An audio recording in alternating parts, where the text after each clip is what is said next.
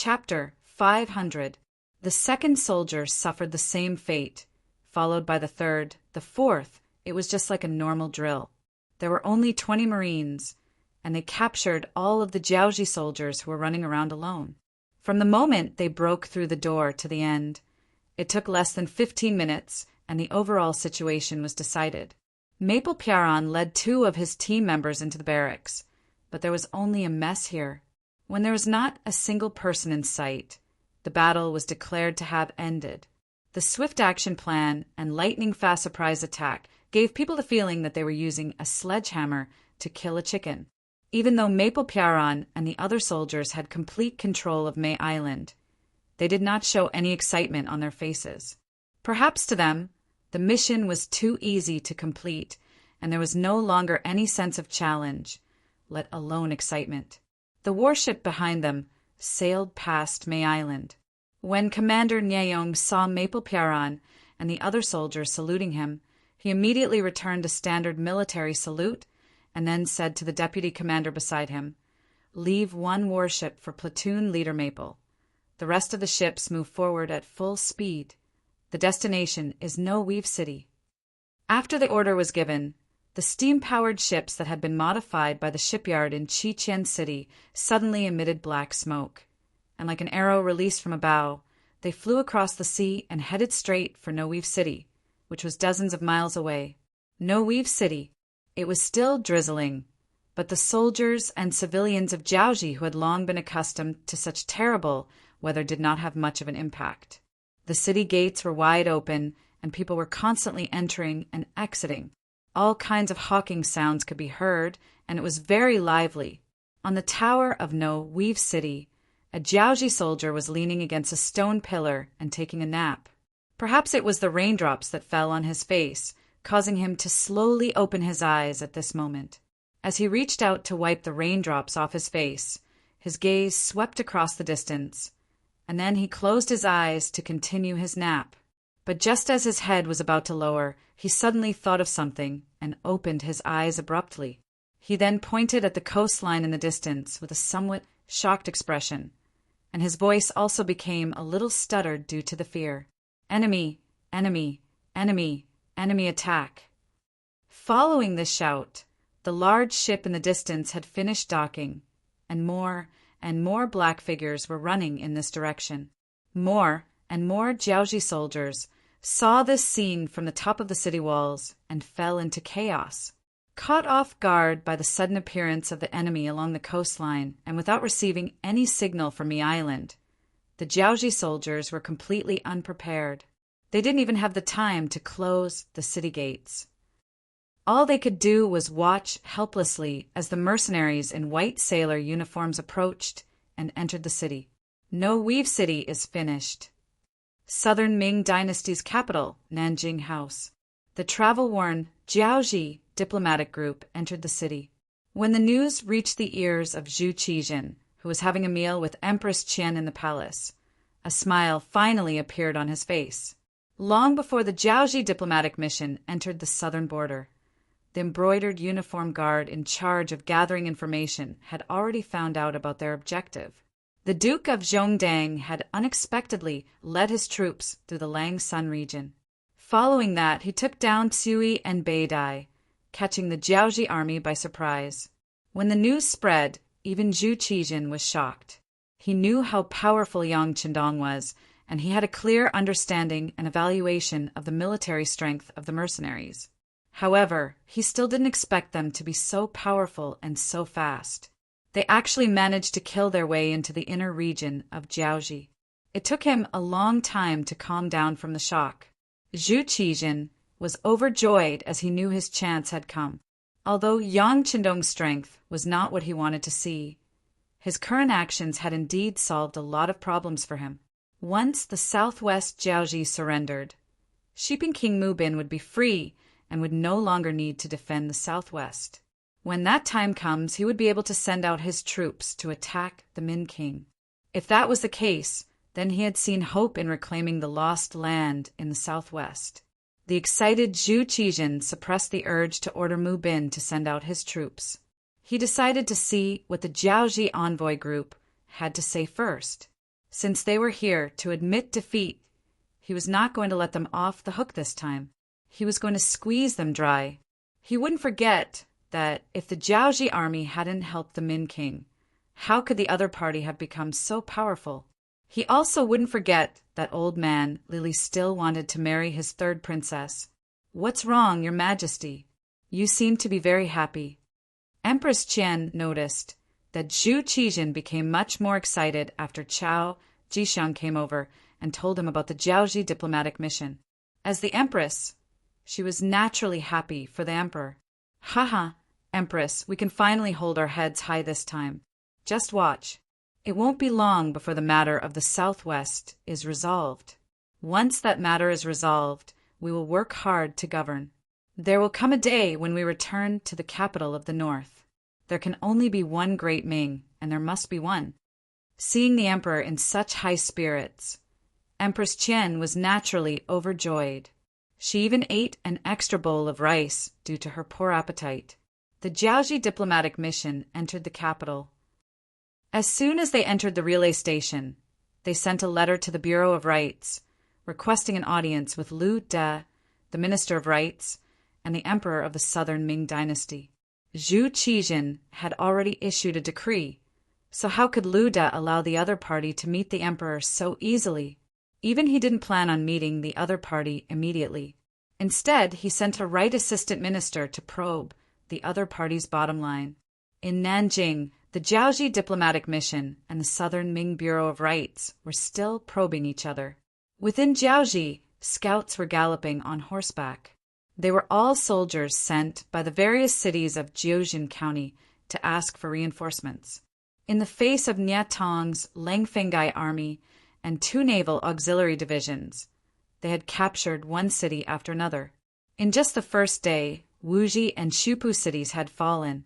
If there were no accidents, tomorrow at this time, the city walls would not be high, and the defenders would only have 2,000 soldiers, so Jufeng City would also be breached.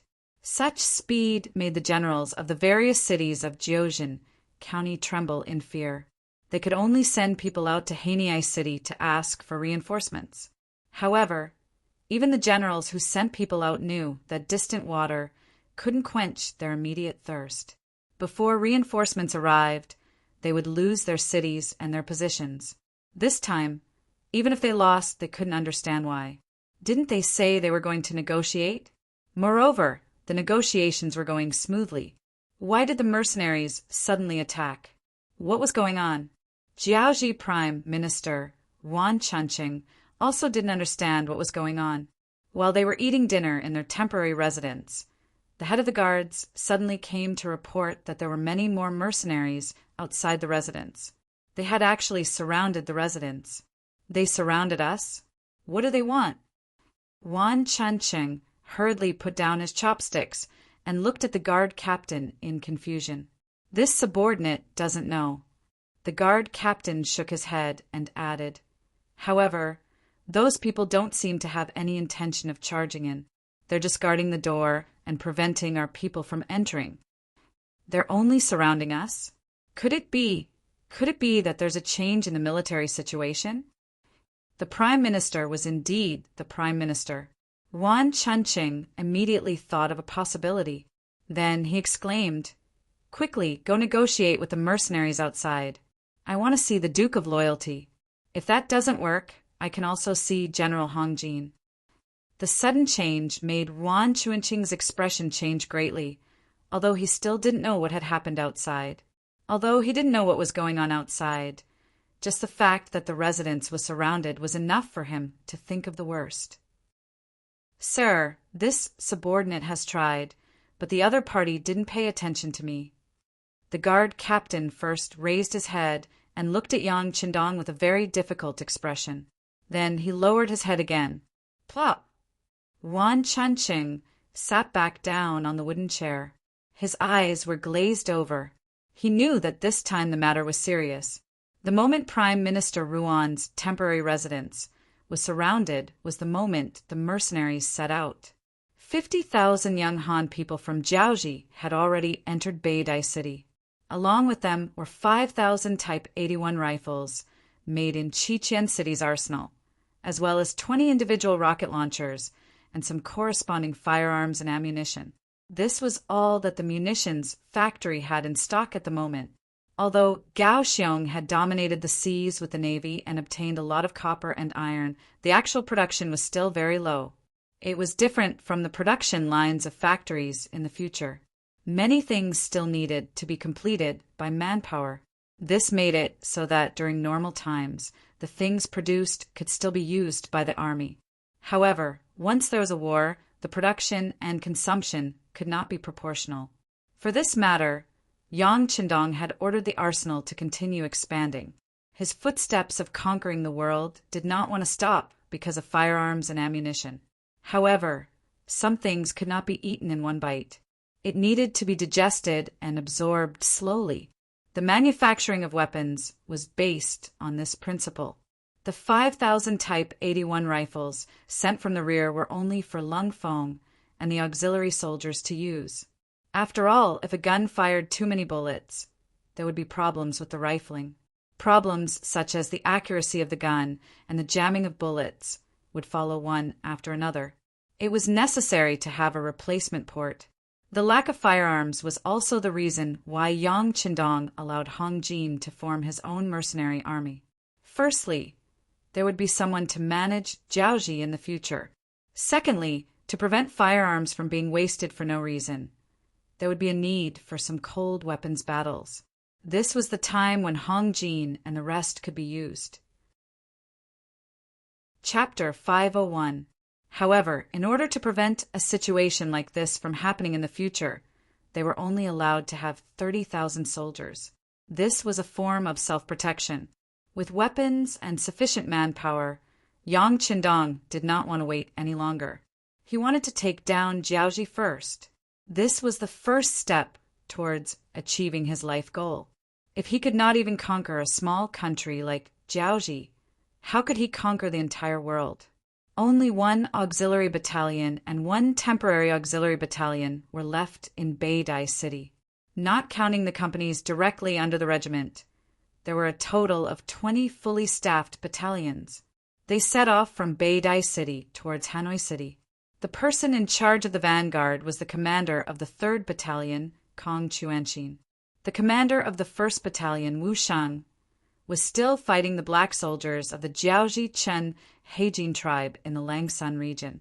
The commander of the 2nd Battalion, Chen Bo, had led his men to take down Beidai City previously. This time, it was finally Kong Chuanxin's 3rd Battalion's turn to make a name for themselves. 9 days ago, Battalion Commander Kong received the news. He gathered 4 of his elite company commanders and trained them according to the situation in Hanoi. Now that the army was finally ready to depart, the 3rd Battalion and 2 auxiliary battalions of the 2nd Regiment of the Cold Front set off 2 hours ahead of the main force. The moment they left Beidai City, Commander Kong Chuanxin gave the order for the troops to set off at full speed. He only gave everyone 20 hours to cover the distance of nearly 200 miles. This was a forced march. The troops had to reach Hanoi City before daybreak and rest for at least 4 hours before starting the siege. Once the order was given, it had to be carried out. The requirement to cover 200 li in 20 hours did not tire the soldiers out. On the contrary, they were all excited. Even the 4 auxiliary battalions at the back of the troops had high morale. After witnessing the power of the continuous fire guns, there was not a single soldier who did not want to own a gun of their own. Thus, becoming an auxiliary battalion became the hope of many. They did not have the chance in the past. Now that the opportunity was right in front of them, everyone was fighting to be the first. It was precisely because of their strong morale that the 7 battalions of mercenaries marched at a speed that somewhat exceeded the expectations of Battalion Commander Kong Chuanxin. They actually ran all the way to Hanoi City. Based on this speed, it was likely that they would arrive 2 hours earlier than the original plan. This would give everyone more time to rest under the city, and they would have more confidence in taking down Hanoi City in one battle. Hanoi City. Under King Li Li's complete control, everything here was managed by the Crown Prince, Li Yuanlong. When they arrived at Hanoi from Jiaojin Prefecture, Li Yuanlong was a little worried. From time to time, there would be mercenaries patrolling the waters around the Jiaojin Prefecture, so he knew better than anyone else what kind of opponent he was facing. With the current strength of the Jiaoji kingdom, they had no chance of winning against the cannons and guns. Unless they could produce more ironware, they might be able to rely on their defense and terrain advantage to resist for a period of time. It seemed that Li Yuanlong was worried about whether he had enough time. Fortunately, he had sent out his trump card, Prime Minister Yuan Chunqing, and he did not let him down. As soon as he entered Beidai City, he stabilized the momentum of the mercenaries. With sufficient time and the diplomatic mission sent to the capital of the southern Ming dynasty, Nanjing, once the southern Ming emperor issued an imperial edict, the loyal duke of the great Ming dynasty would have no choice but to give up. The hope of the Jiaoji kingdom would reappear. It seemed that the situation was developing in his favor. Li Yuanlong's complexion had also improved a lot over the past few days. In addition, he did not place his hopes on anyone else. The blacksmiths in the army were working day and night to produce iron shields. Even some of the private blacksmiths in the city were temporarily recruited to help with the production of iron carriages. They had already produced 10 iron carriages that could accommodate 200 people, as well as 2,000 iron shields. With this, he could finally breathe a sigh of relief. After all, Jiaoji had been established for more than 20 years, so it still had some war reserves. Otherwise, how would it dare to agree to the Min King's request to stir up trouble in the southern Ming Empire? Just like now, after a few days of adjustment, there were now about 80,000 soldiers in Hanoi City. With the existence of these 80,000 soldiers, Hanoi City gave outsiders the impression that it was impregnable. Nearly 300,000 citizens of Hanoi City walked out of the fog of war, and the businesses on the streets returned to normal. From afar, it was a bustling scene. However, all of this changed as the scout in front of them galloped into the city. Report. Crown Prince Li Yuanlong had just finished inspecting the military supplies and returned to his residence. He did not even have the time to sit down and drink a cup of tea before he saw the scout, who was drenched in the rain. For some reason, Li Yuanlong's heart skipped a beat when he saw the scout in such a sorry state. He had a bad feeling about this. However, he did not show it. Instead, he tried his best to stabilize his body and mind. Why are you panicking? Reporting to Your Highness, the Crown Prince. This morning, the gates of Beidai City suddenly opened wide. Then, thousands of mercenaries came out of the gates and headed straight for Hanoi City. After the anxious scout finished reporting, he couldn't help but gulp a mouthful of saliva. From the moment he received the news until he returned to the city, he did not stop for a moment. As a result, his body was severely dehydrated. However, he did not have the time to drink water. He only wanted to deliver the news as soon as possible so that the Crown Prince could be prepared. Even though he was mentally prepared, when he heard the scout's report, Li Yuanlong could not help but feel a wave of dizziness. The scout's figure also swayed in front of him. After a few breaths, Li Yuanlong slowly adjusted his breathing. Then he tried his best to use a calm voice to ask, "You said that there were thousands of people coming out of the city. How many are there?" "Around 3,000. The scout thought for a moment before replying cautiously. Anyone who could become a scout was not only agile, but more importantly had extraordinary eyesight. Otherwise, erroneous military intelligence could lead to extremely serious consequences. Even though he only saw the mercenaries coming out of the city, he was still able to estimate the enemy's actual military strength. When he heard that there were only 3,000 people, Li Yuanlong's originally panicked emotions became much more stable. If it was just these people, it might not mean that the mercenaries were really going to war with the Jiaoji kingdom. Perhaps there were other reasons. After all, no matter how powerful the enemy was, it was too much to expect 3,000 people to take down the capital of Jiaoji, which had 80,000 soldiers and 300,000 citizens. All right, this crown prince understands. Men, send him away to rest. Li Yuanlong's mind instantly flashed with countless possibilities.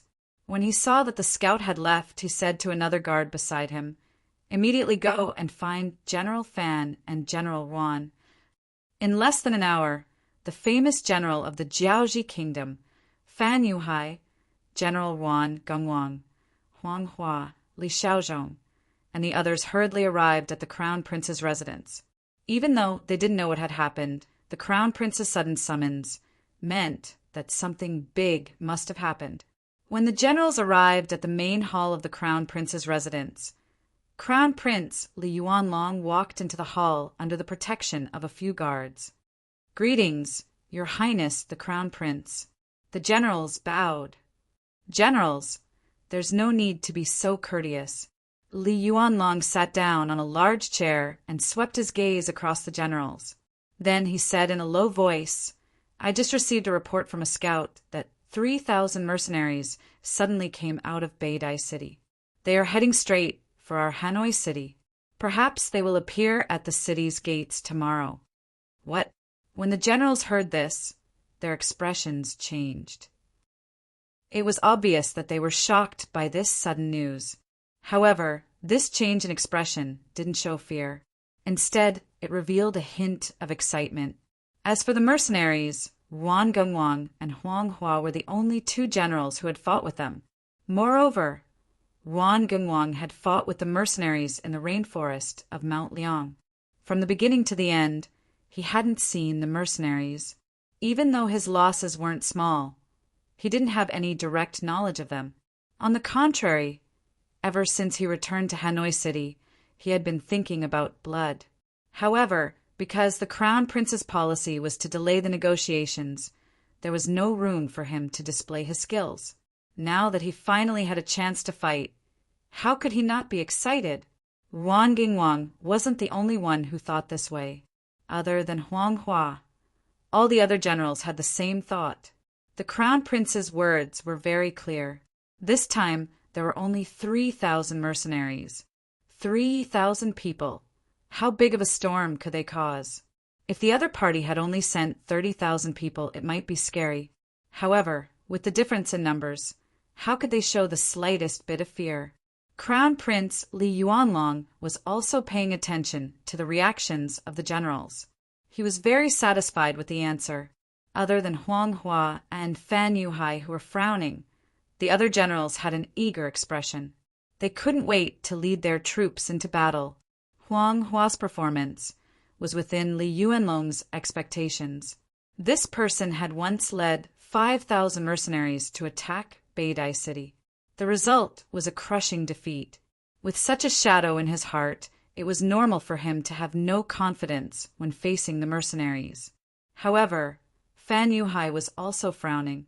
What did this mean? At this moment, Li Yuanlong couldn't figure it out. Chapter 502. General Fan, what do you think of the current situation? Li Yuanlong called out his name. In fact, Fan Yuhai, who could be called a famous general, had some weight in the eyes of both Li Yuanlong and Li Yuanlong. Fan Yuhai, who was called out, first bowed and then raised his eyebrows. "Your Highness, previously we were negotiating with the mercenaries, and we even sent a lot of Han people over. Logically speaking, we should be cooperating happily, but why would they suddenly send troops over? What is the reason? Or did something happen that we don't know about? In my opinion, before things are clear, it's better not to use weapons." Fan Yuhai's words could be said to be an experienced strategist. The art of war said to subdue the enemy soldiers without fighting, the best of the best. Above all, the best strategy was to attack the enemy. Below that was to attack the enemy. Below that was to attack the enemy. In other words, it was best not to use weapons if possible. Especially in this kind of battle where one had no confidence, one had to be extremely careful.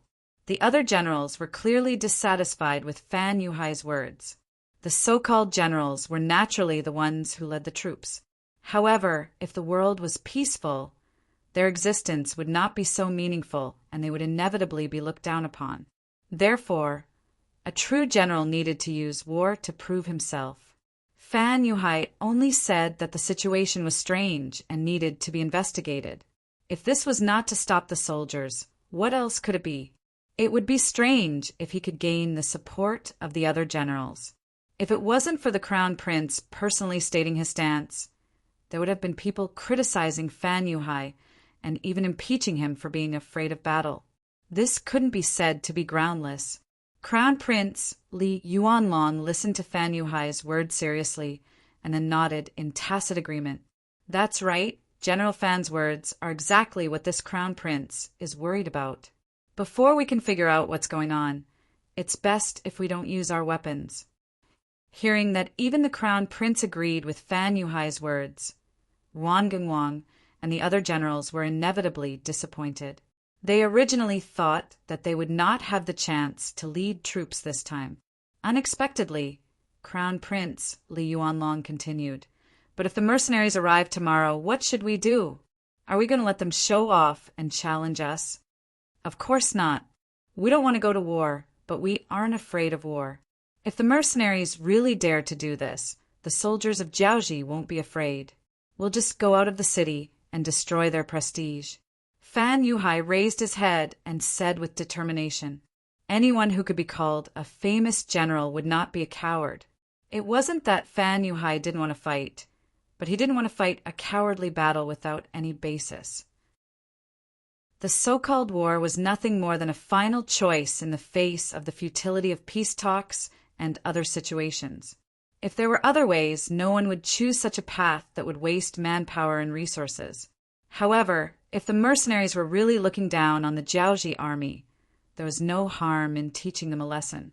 However, there were only 3,000 of them. In Hanoi City, which had an army of 80,000, they were nothing in the eyes of the generals. After all, Jiaoji had been established for more than 20 years.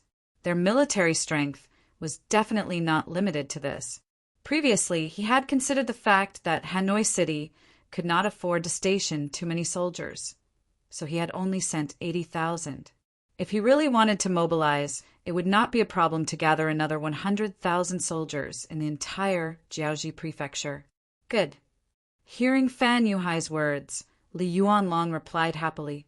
This was what he wanted. No matter what the mercenaries wanted to do in Hanoi City, they could not be allowed to do as they pleased. Otherwise, it would be a provocation to him, the crown prince. This was something that he would not allow and was unwilling to see. Li Yuanlong, who already had a plan in mind, immediately started to arrange the troops after hearing Fan Yuhai's words. Some negotiations had to be fought. The principle of peace through fighting was applicable at all times. Compared to Kong Chuanqin, who led the 3 battalions out of the city, Yang Qindong's troops were not as hurried out of the city. The 5,000 Lung Fong, auxiliary soldiers and temporary auxiliary soldiers, naturally walked at the front of the group. Behind them were the 47,000 youths from Qiming City. After leaving behind 2,000 men in Chui City, 1,000 men from Beidai City were left behind to take charge of the various tasks in the city. At the end of the group was the general of Jiaoji, Hong Jin, and the 2,000 newly recruited Jiaoji mercenaries. After receiving Yang Qindong's instructions, Hong Jin used only a day to form a temporary army of 2,000 men. One had to admit that he was very efficient. If it wasn't for the fact that there were not many people of suitable age in Beidai City, he would probably have formed an even larger army. The 60,000 men group walked and stopped along the way. They were not in a hurry as they made their way from Beidai City to Hanoi City. Yang Qindong was in the middle of the group, riding on a strong white horse. In his hand was a handful of bullets that had just been transported. He had a look of deep thought on his face. These bullets were randomly selected by Tiger's Mane from the thousands of boxes of bullets that had been transported over. The moment the bullets were placed in Yang Qindong's hands, his expression became much more serious. Bullets were something that Yang Qindong had dealt with for many years in his previous life. From the moment the new recruits joined the company to the time he retired to the military supply department due to his age, the number of bullets that passed through his hands numbered in the tens of thousands. He did not even need to open his eyes to look at the shape of the bullets. He only needed to touch them to know what kind of gun it was and what caliber it was. It was because he understood it so well that when he received the new bullets from Qiming City's factory, his heart was heavy. Even though Yang Qindong had taken out various books and finished bullets, they were still 500 years ahead of time. The various technologies were completely unable to keep up, causing the current process of manufacturing bullets to rely entirely on manual labor. This also caused the shape of the bullets to be completely different, and many of them were even unqualified. Just like the handful in Yang Qindong's hands, there were only a dozen bullets, and they were divided into several sizes. Among them, there were Type 80-17, 62mm bullets, and Type 95-5, 88mm bullets. Although these two sizes of bullets looked similar to the bullets used before, in reality, there were some differences in the shape and weight of the bullets. It was these differences that caused Yang Qindong a headache. Firearms were not a joke. Even for a sharpshooter, giving him a new gun would require time to get used to it. This was because even if the guns were mechanized, there would still be differences, not to mention the bullets for these guns that were all made by hand. 5,000 newly shipped Type 81 rifles, 500 newly shipped Type 95 rifles.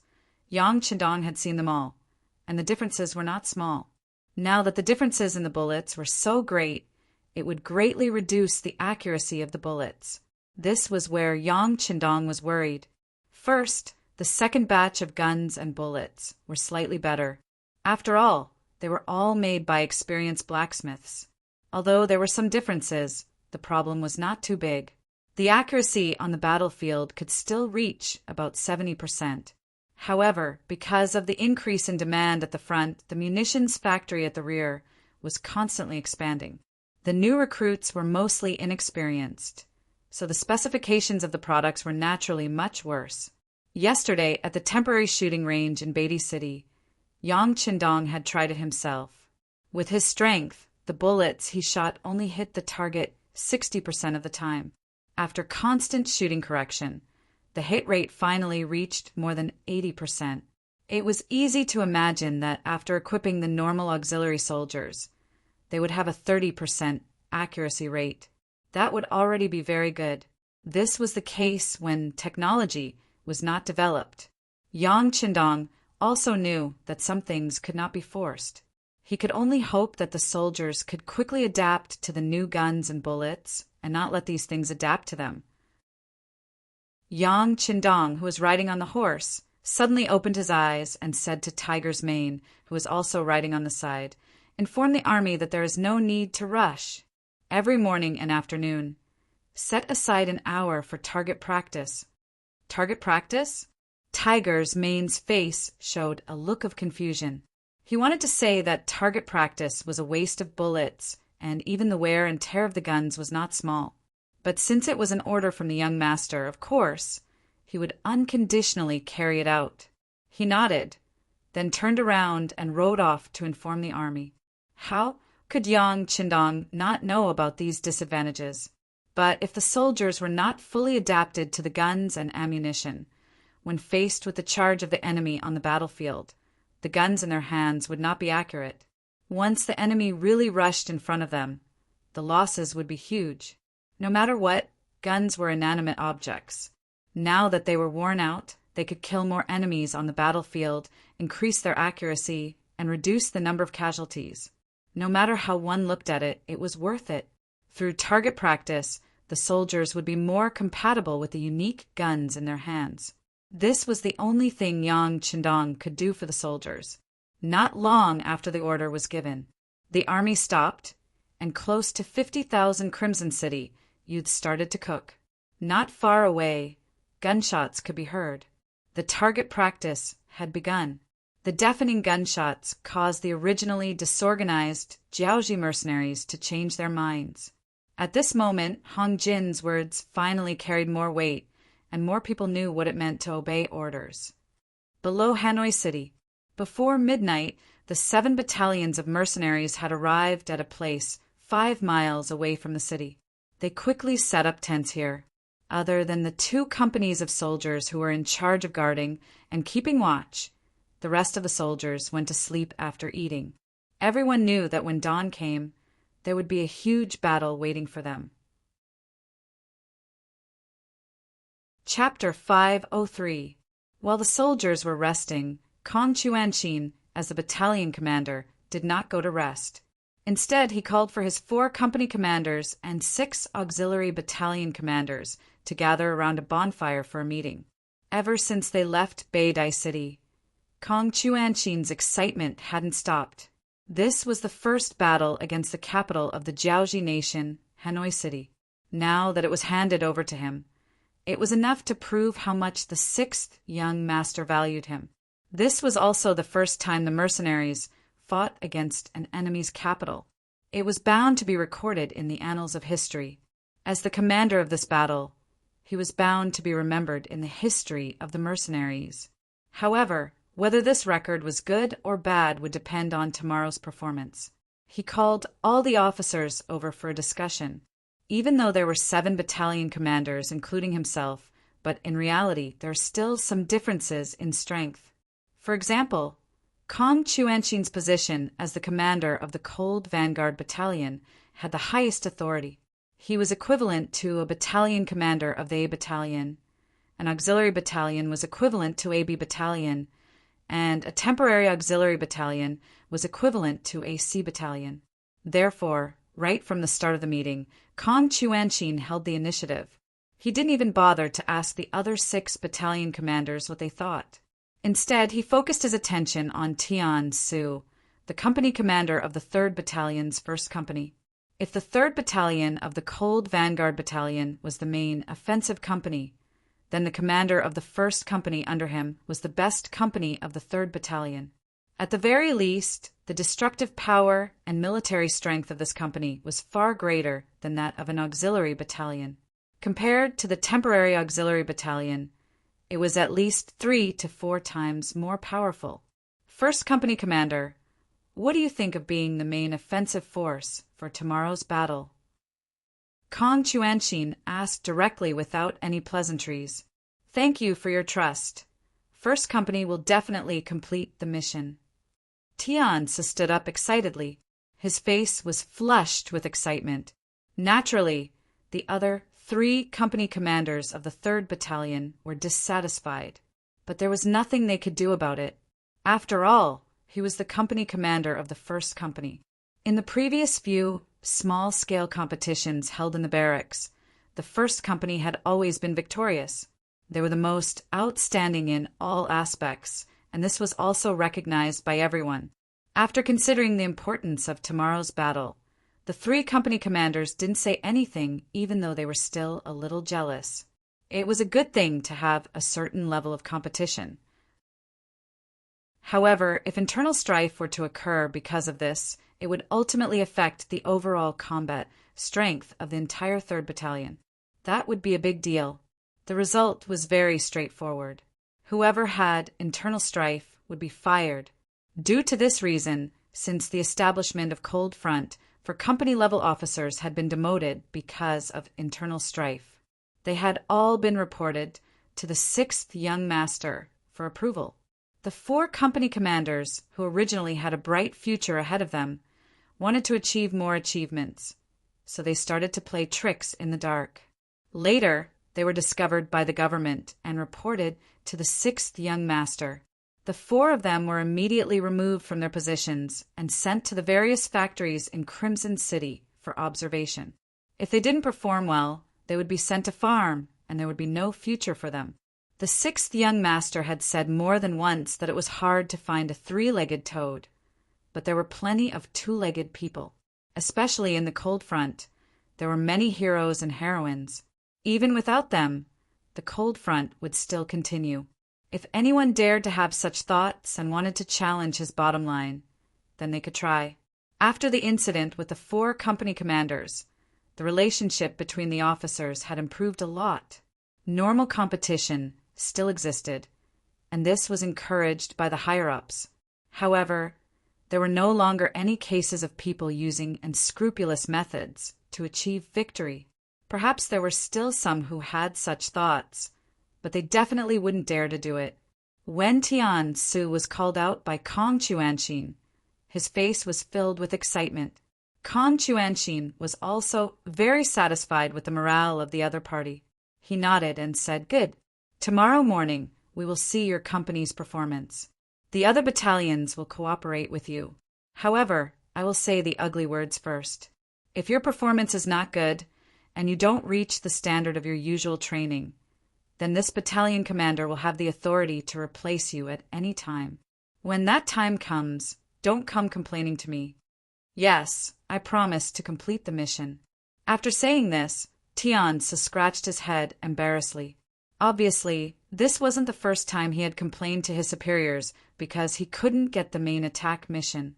Kong Chuanxin quickly decided on the main attack mission, causing the auxiliary battalion commanders and temporary battalion commanders to be extremely envious. However, they could only be envious in their hearts. After all, Lung Feng's strength was there for all to see. Lung Feng was able to hit the target with 60% to 70% of the bullets that were issued later.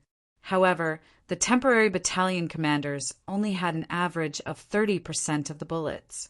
With such a huge difference, even if they weren't convinced, they had no choice but to accept it. After the main attack mission was assigned, it was time to assign the auxiliary attack missions. Regarding this, the military plan had already been formulated before they set off from Beidao City. Now, it was just a matter of repeating it. It was because of this that the pre-battle meeting was conducted in an orderly manner. Compared to the calm mercenaries outside the city, the Jiaoji soldiers in Hanoi City were shocked by the sudden appearance of the enemy. The general on duty reported the discovery of the mercenaries to his superiors. When the news reached the ears of the crown prince, Li Yuanlong, who was in the palace, he was extremely shocked. The first thing he said was, "How can these mercenaries be so fast? Did they fall from the sky?" Li Yuanlong couldn't be blamed for this. The distance between Beidao City and Hanoi City was close to 200 li based on the speed of the Jiaoji army. It would normally take 3 days if they were fast, 4 to 5 days if they were slow. However, in less than a day, the mercenaries had already covered the entire distance. Just this speed alone was enough to make one look at them in a new light. The generals in the city were also summoned to the main hall of the palace. After hearing the news, they were all extremely shocked. Just like the time when Huang Hua led his army to attack Beidao City, he had already tried his best. However, it still took 2.5 days for 5,000 soldiers to reach Beidao City. In comparison, wouldn't his marching speed be no different from a snail's? Fortunately, this topic was quickly forgotten. The first thing everyone did when they gathered was to think about what to do next. The original plan was to leave the city the next day and arrange the troops to prepare for battle. However, from the looks of it now, it wasn't appropriate to do so. Crown Prince Li Yuanlong turned his attention to General Wan Genwang. After all, the first battle of the plan was to be completed by this person. Previously, Wan Genwang's troops had contributed greatly to the battle with King Min in Nanming Kingdom. When they deployed, they only had 50,000 men. Later on, they expanded to 100,000 men. They even brought back 10,000 captives and various treasures. At that time, he was in the limelight. At that time, Wan Genwang was also in the limelight and looked down on everyone. With the appearance of the mercenaries, the situation began to change. As a result, only 15% of his 100,000 men returned to Hanoi City. When they deployed 50,000 men, they only returned 15,000 defeated soldiers. This caused many people to question Wan Genwang's ability. Coincidentally, Prime Minister Wan Chuncheng went to Beidao City to negotiate with the Jiaoji army. His position became even more precarious.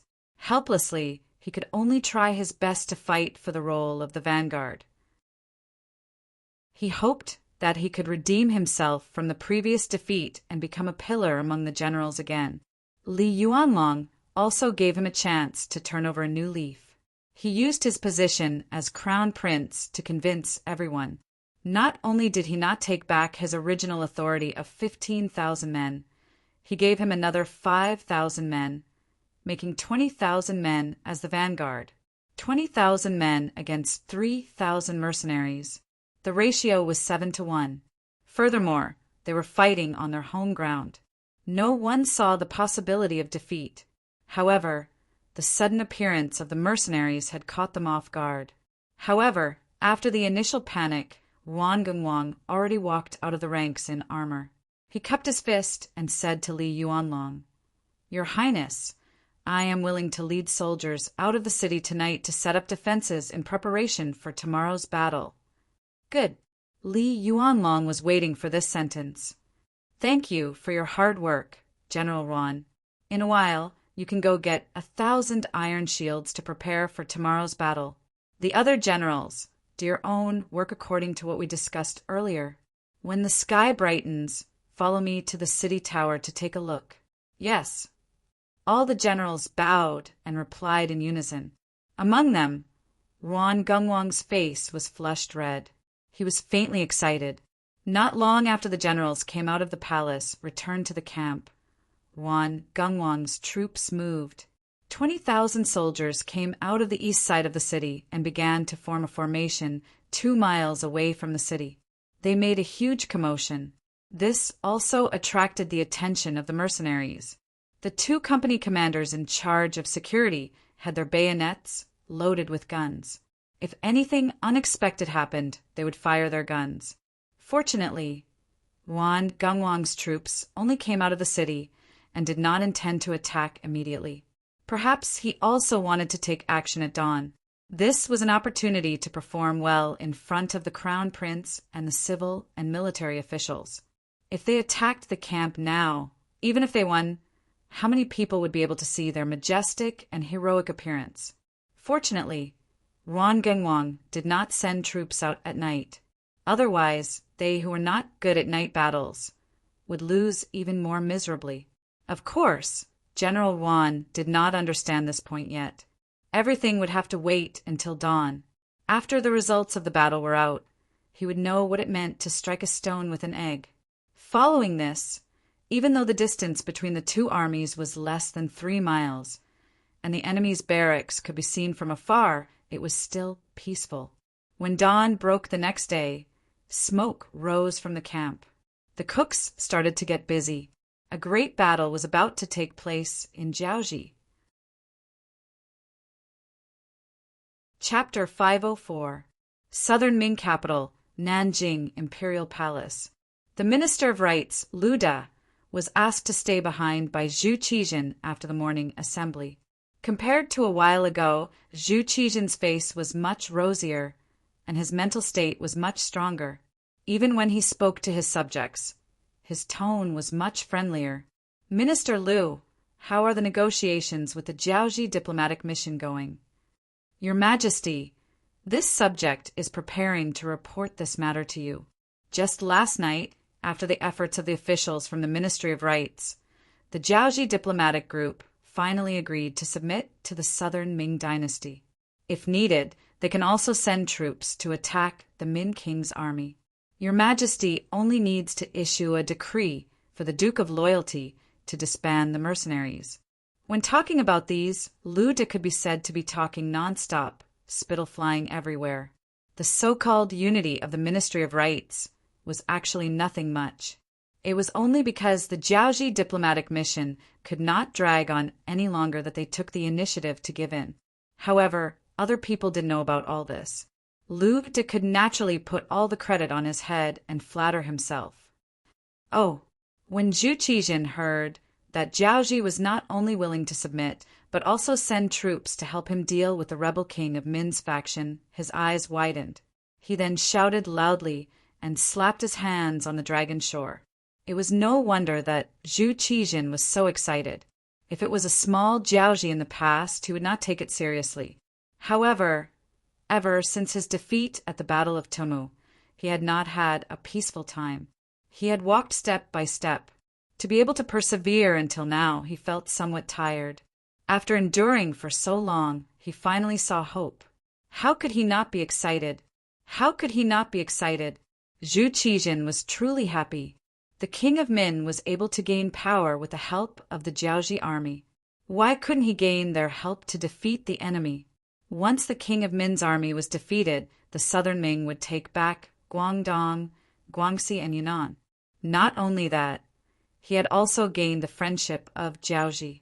When the time came, he could ask them to send troops to help him deal with the Baiming king of Yu, Zhu Qiyu. It would not be impossible for him to unify the great Ming. When Zhu Qijin thought about how he finally saw the hope of unifying the great Ming dynasty, he wanted to cry. In the past 2 years, he rarely had a good night's sleep. Most of the time he had nightmares. Now that he could finally get rid of all of this, it was a wonderful feeling. Zhu Qijin's cheerful appearance was seen by Lu De. On the surface, he also had a smile on his face, as if he was happy for the emperor, but in his heart he was thinking about how to use this opportunity to deal with Yang Qindong. Putting aside the fact that he had been in conflict with Yang Qindong because of the Hangzhou prefectural magistrate, when Yang Qindong had asked for the throne, even when Zhu Qijin had agreed to it, he had taken the initiative to step forward and come up with a plan. He had used the reason that he needed to inform the emperor of Baiming to ruin the plan. From this point alone, the conflict between the two sides was irreconcilable. A while ago, he heard that the mercenaries had actually killed their way through the Lang-Sun region and reached the hinterland of Jiaoji. No one was more worried than him. Lu De was truly afraid that Yang Qindong was too powerful. If that was the case, he would be able to cause trouble for him at any time.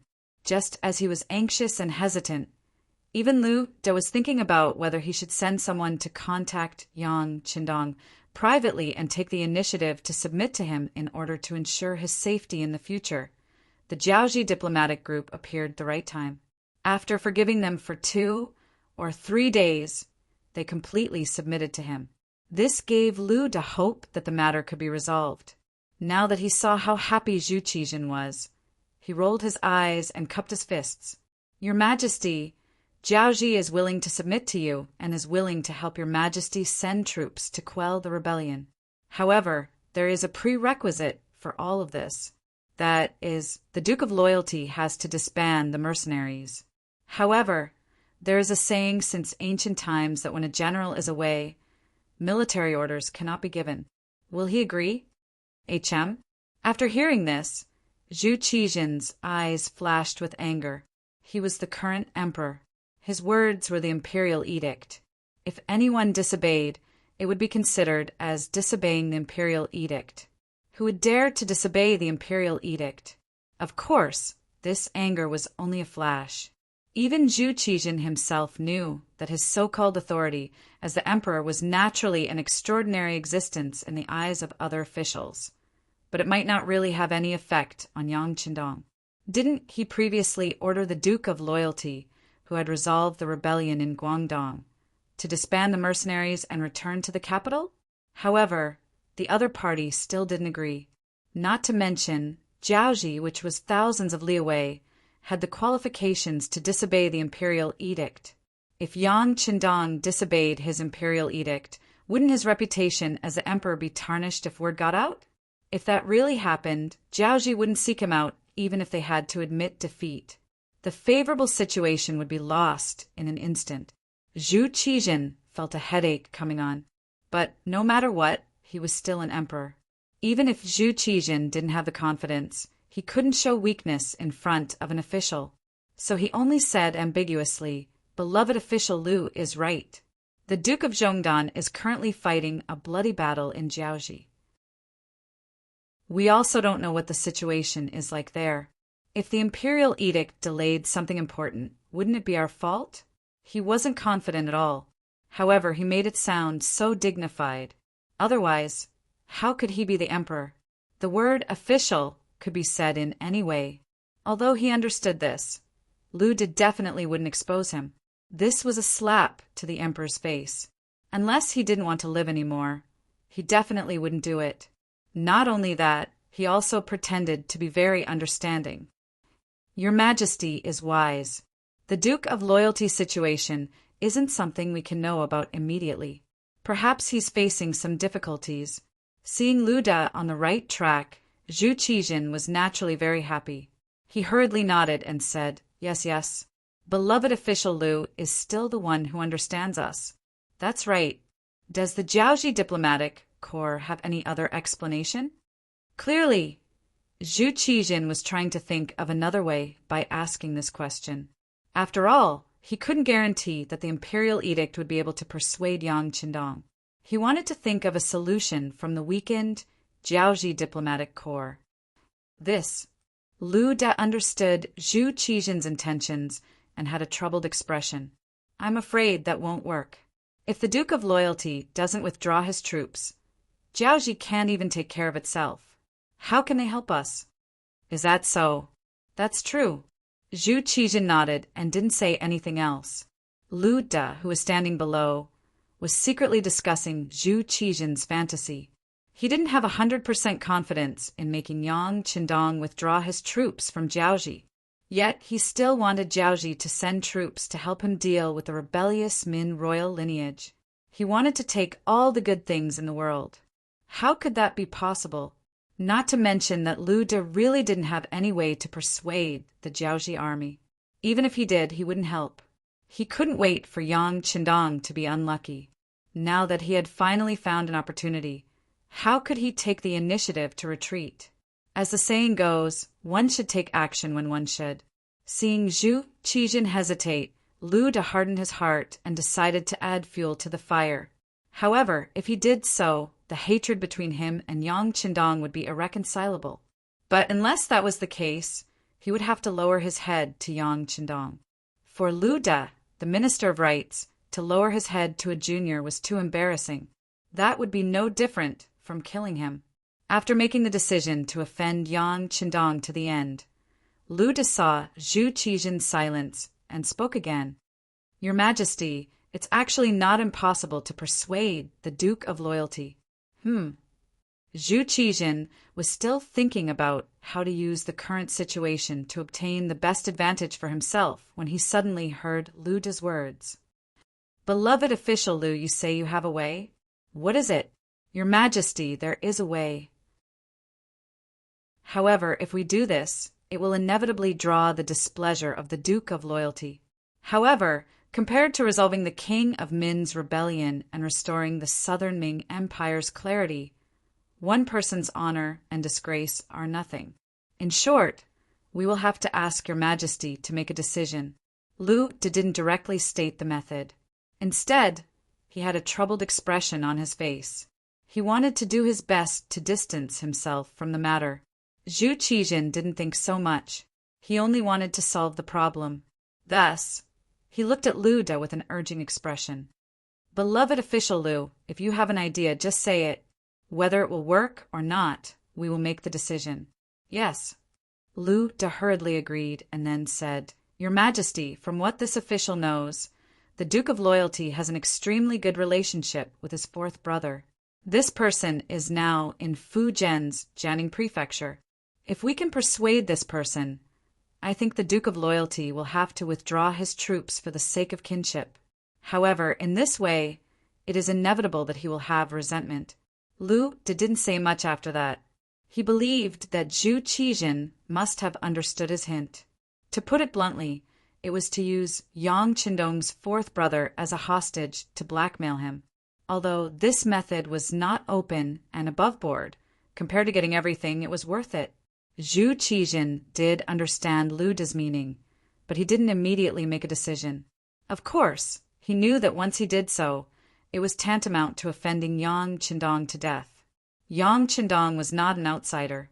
If it were any other of his subjects, Zhu Qijin would not even hesitate to issue an edict to arrest the person immediately. However, Yang Qindong now had a large number of troops in his hands. If he really pushed him to the edge and pushed him to the King of Min's side, wouldn't the loss outweigh the gain? Wouldn't he be shooting himself in the foot? If he couldn't achieve his goal after being the bad guy, then he would be asking for trouble. Chapter 505. This is the relationship between the Duke of Zhongdong and his fourth brother really that good? Zhu Qijin, who couldn't make a decision immediately, asked tentatively. This subject has done my research. The Duke of Zhongdong's fourth brother, Yang, is the only person who will follow the Duke of Zhongdong back to the ancestral home to pay respects. If their relationship isn't good, I'm afraid they won't go together. This subject also heard that Yang was originally going to follow the Duke of Zhongdong and was allowed to. However, for some reason he was left behind. This should be for his safety. Since this is the case, it can be used to prove that the relationship between the two brothers is really good. Is there such a thing? Zhu Qijin sat on the high seat and stared at Lu Da. If it was just a casual suggestion from Lu Da, he would have thought that it was just a casual suggestion. However, now that he heard that Lu Da had investigated this matter so deeply, only a fool would believe that it was all an accident. There was only one answer. Lu Da had been planning for this for a long time. When he thought of the various conflicts between Lu Da and Yang Qindong, Zhu Qijin understood that Lu Da wanted to use his hand to stop Yang Qindong from becoming powerful. The officials would often play some battles and schemes with each other. As the emperor, there were many things that he was well aware of. However, sometimes he would stop them or even expose them. However, sometimes he would act as if nothing had happened. Whatever decision the emperor made, it all depended on whether the goal of the struggle between the officials was beneficial to the emperor's power. Zhu Qijin saw through Lu Da's thoughts, but he didn't have the intention to expose it. He also didn't want to see Yang Qindong becoming powerful. Since Lu Da's attitude and goal were the same as his, why not do it in passing? After thinking it through, Zhu Qijin nodded. Beloved official Lu is right. Since this is the case, this subject will send the embroidered uniform guards to Jianing Prefecture to invite that person called Yang to the capital. After the matter is settled, we will issue a decree to Duke of Zhongdong. No matter what, Jiaoji is still one of the vassal states of our great Ming. It is one of the states that Taizu ordered not to invade, even if they are willing to give up their title of Anan and return to the embrace of our great Ming. We should accept them with a benevolent heart. Zhu Qijin finally made up his mind. Lu Da breathed a sigh of relief, but at the same time he had a new worry. After this matter was done, once the news spread, he was afraid that the other party would hate him to the bone. Unless Yang Qindong was suppressed by the Great Ming Empire in the future, once the Great Ming Empire's power rose, it might be Yang Qindong's bad luck. As for whether or not the news would spread, not long after Lu Digang walked out of the imperial palace, under Zhu Qijin's indication, the head eunuch Qiao Jixiang spread the news. As soon as Lu Da returned to his residence, his subordinates told him the news that had just spread from the imperial palace, causing him to almost spit out a mouthful of blood. His expression was extremely ugly as he looked in the direction of the imperial palace. Lu Da could not help but curse in his heart. Your Majesty, even if you want to burn the bridge after crossing the river, you shouldn't be so quick to do it. It seems that in the future, if there is him, there will be no Yang Qindong. If there is Yang Qindong, there will be no him. In Nanjing City, the matter of how to deal with Jiaoji was still slowly being discussed, and the relevant matters were also slowly progressing. In front of the capital of Jiaoji, Hanoi City, arrows were already drawn and bows were drawn. A great battle was about to break out. Banners fluttered in the wind. War drums thundered, and a dark mass of soldiers stood at the foot of the city. Killing intent swept through the heavens and the earth, causing those who were brave to tremble uncontrollably. The moment the sky brightened, in front of the east gate of Hanoi City, the two armies stood in formation on the vast land. 20,000 Jiaoji soldiers, dressed in plain clothes and gray armor, stood in dozens of square formations. The square formations, with their banners fluttering high in the air, looked even more majestic and majestic. On the other side, 2,800 mercenaries dressed in camouflage uniforms stood in 2 rows in a long snake formation. Their advanced firearms and steel knives were all drawn, giving off a killing intent. The difference was that the mercenaries did not raise any banners. This was also Yang Chendong's idea. Before he confirmed his position, he did not plan on letting his mercenaries raise any banners. It was precisely because there were no flags flying that the nearly 3,000 mercenaries looked like a huge green snake hibernating there from afar. They seemed to be moving, yet they were still, causing others to not dare to underestimate them. Just in terms of numbers, the Jiaoji army appeared more imposing, not to mention the 20 large catapults that had been set up at the back of the formation.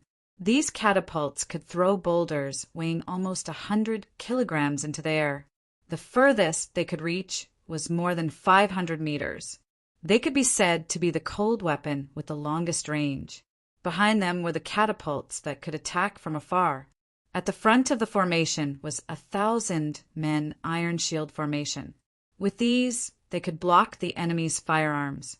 With sufficient preparation, General Wan Gengwang's face was filled with confidence.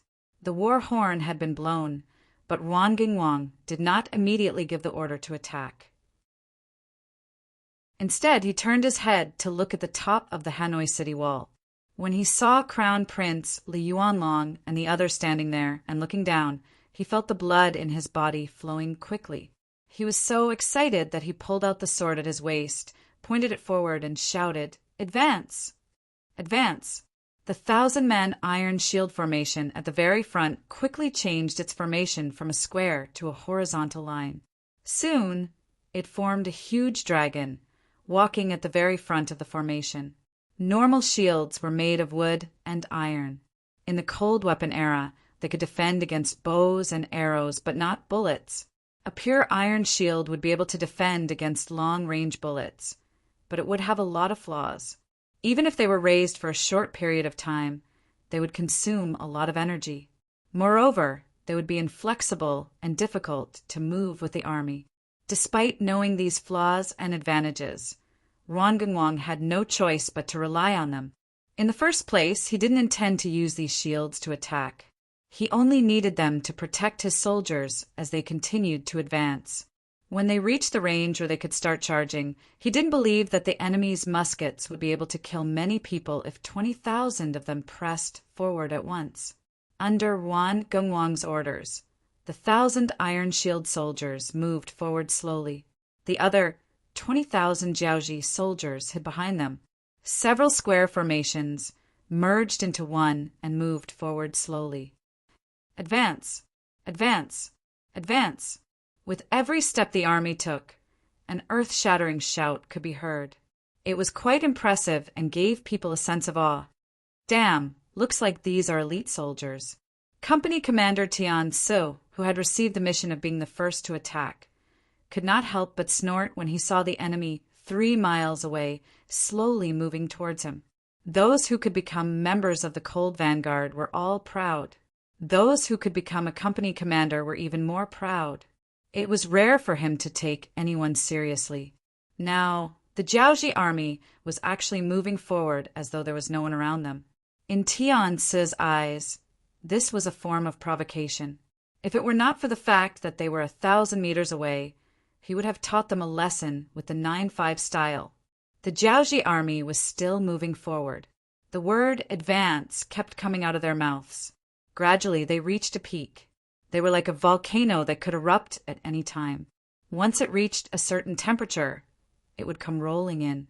In comparison, the 7 battalions of the Cold Vanguard stood motionless on the ground. They were like huge rocks that were fixed to the ground. They were not affected by the wind and rain at all. Haha, did you see that? The enemy is afraid. Wan Gengwang, who was riding on his horse, laughed out loud when he saw that the mercenaries were still motionless, even though they had already moved 500 meters forward. In his opinion, the mercenaries were only motionless because they couldn't do anything. Crown Prince Li Yuanlong stared intently at the scene in front of him from the top of the Hanoi city tower behind him. Although the troops were already far away and he could no longer see clearly, he could still clearly see that the mercenaries were not moving. Seeing that his army was moving forward and the enemy was not moving at all, he could not help but ask the generals beside him, "Generals, What do you think the mercenaries are doing?" The one standing closest to Li Yuanlong was the famous general of Jiaoji, Fan Yuhai.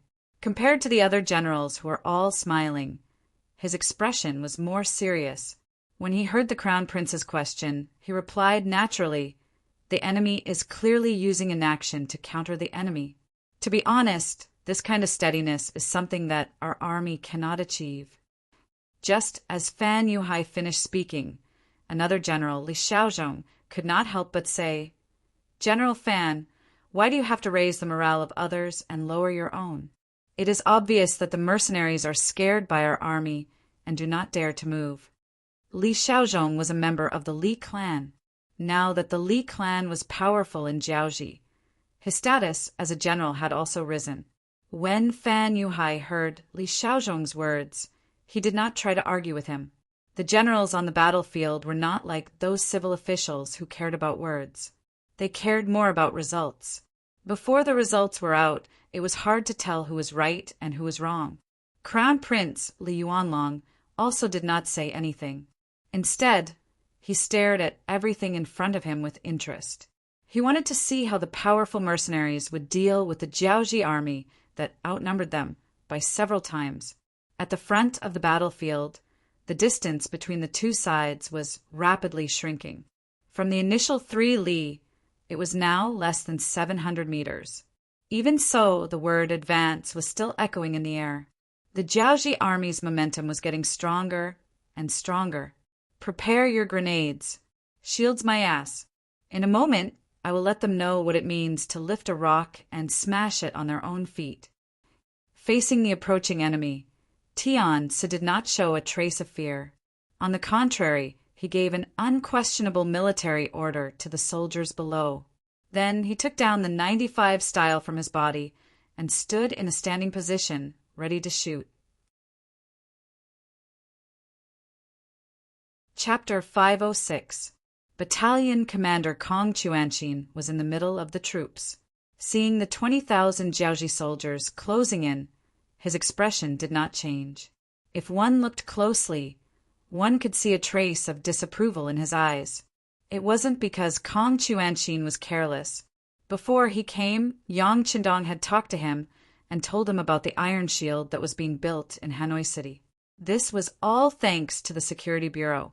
After being injected with large amounts of gold and silver, the Security Bureau had developed so quickly that they had already infiltrated the countries that they were pretending to be enemies with. Once there was any movement, they would immediately spread the news so that the main force of the mercenaries could make the most accurate decision. As someone who came later, no one knew better than him the importance of intelligence. Later on, people said that victory in a war depended on the source of military intelligence. Some people even said that 70% intelligence and 30% battle. This showed the importance of military intelligence to an army. It was because he was prepared that Yang Qindong told Kong Chuanxin about the Jiaoji army building the iron chariots when Kong Chuanxin was about to lead the army into battle. Not only that, he also came up with a countermeasure. The advantage of the steel shields was their sturdiness. They could indeed effectively block flying bullets. However, their weaknesses were even more obvious. For example, they were slow and inflexible. With these shortcomings, it was naturally very easy to deal with them. All they needed to do was throw a series of grenades, and it would be like a heavenly maiden scattering flowers. In this way, unless the place was very narrow, facing the fragments of the explosion in all directions, even an iron shield would be useless. As for the steel chariots, regardless of whether it was a rocket launcher or a 4-0 flame, they would all be easy targets. Thinking about the battlefield in the future, even mobile tanks were afraid of rocket launchers, not to mention the clumsy steel chariots that relied on their legs to move. Kong Chuanxin, who had received the news ahead of time, didn't show the slightest hint of panic when he saw Iron Shield approaching him step by step. The only thing he was worried about now was whether Tian could keep the situation under control. After all, there was a limit to how far a grenade could be thrown. Whether or not the mercenaries at the front could withstand the pressure from the Jiaoji army and strike at the most appropriate time was the most important factor in this first battle. Tian Su was the company commander of Company 1, and was the subordinate that Battalion Commander Kong Chuanxin valued the most. As the mercenary group continued to expand, the number of mid-level officers needed also increased. Promoting new recruits was something that Yang Qindong had always advocated. Under what circumstances would one be able to tell if a person's military talent was worthy of being entrusted with important tasks? Without a doubt, war was the best battlefield and way to test a commander. Kong Chuanxin wanted to test the ability of the company commander of Heavenly Strategies, so he didn't say a word from beginning to end. He just watched everything from the perspective of a bystander.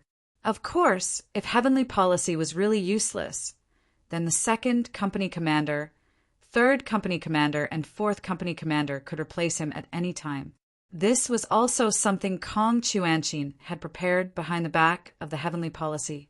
He believed that even if the company commander of Heavenly Strategies found out about this, he wouldn't be dissatisfied. After all, the situation on the battlefield was always ever-changing. A commander who didn't leave any room for maneuver was the most unprofessional. How would the company commander of Heavenly Strategies know about this? After ordering a company of subordinates and a battalion of auxiliary soldiers to prepare grenades, he raised his Type 95 and fired a shot at the Jiaoji soldiers in front of him. Bah! The sound of the gunshot was extremely crisp. The bullet flew out of the barrel of the gun and hit a Jiaoji soldier's shield according to Heavenly Strategies' plan. Under the sound of the iron weapons colliding, an even more crisp sound of collision was produced. When the gunshot rang out, Wan Gongwang's eyes widened. His expression was somewhat unnatural. Although the Crown Prince had said that these shields were made of pure metal and that firearms shouldn't be able to penetrate them, he still lacked confidence because he hadn't tested it before. When the gunshot rang out, his entire body tensed up. All of this lasted until the bullet hit the metal shield and produced a spark. Only then did he heave a huge sigh of relief. Then he pointed to the front with a smile and said to his subordinates, "Do you see that? The opponent's firearms are useless against us." Ha ha ha.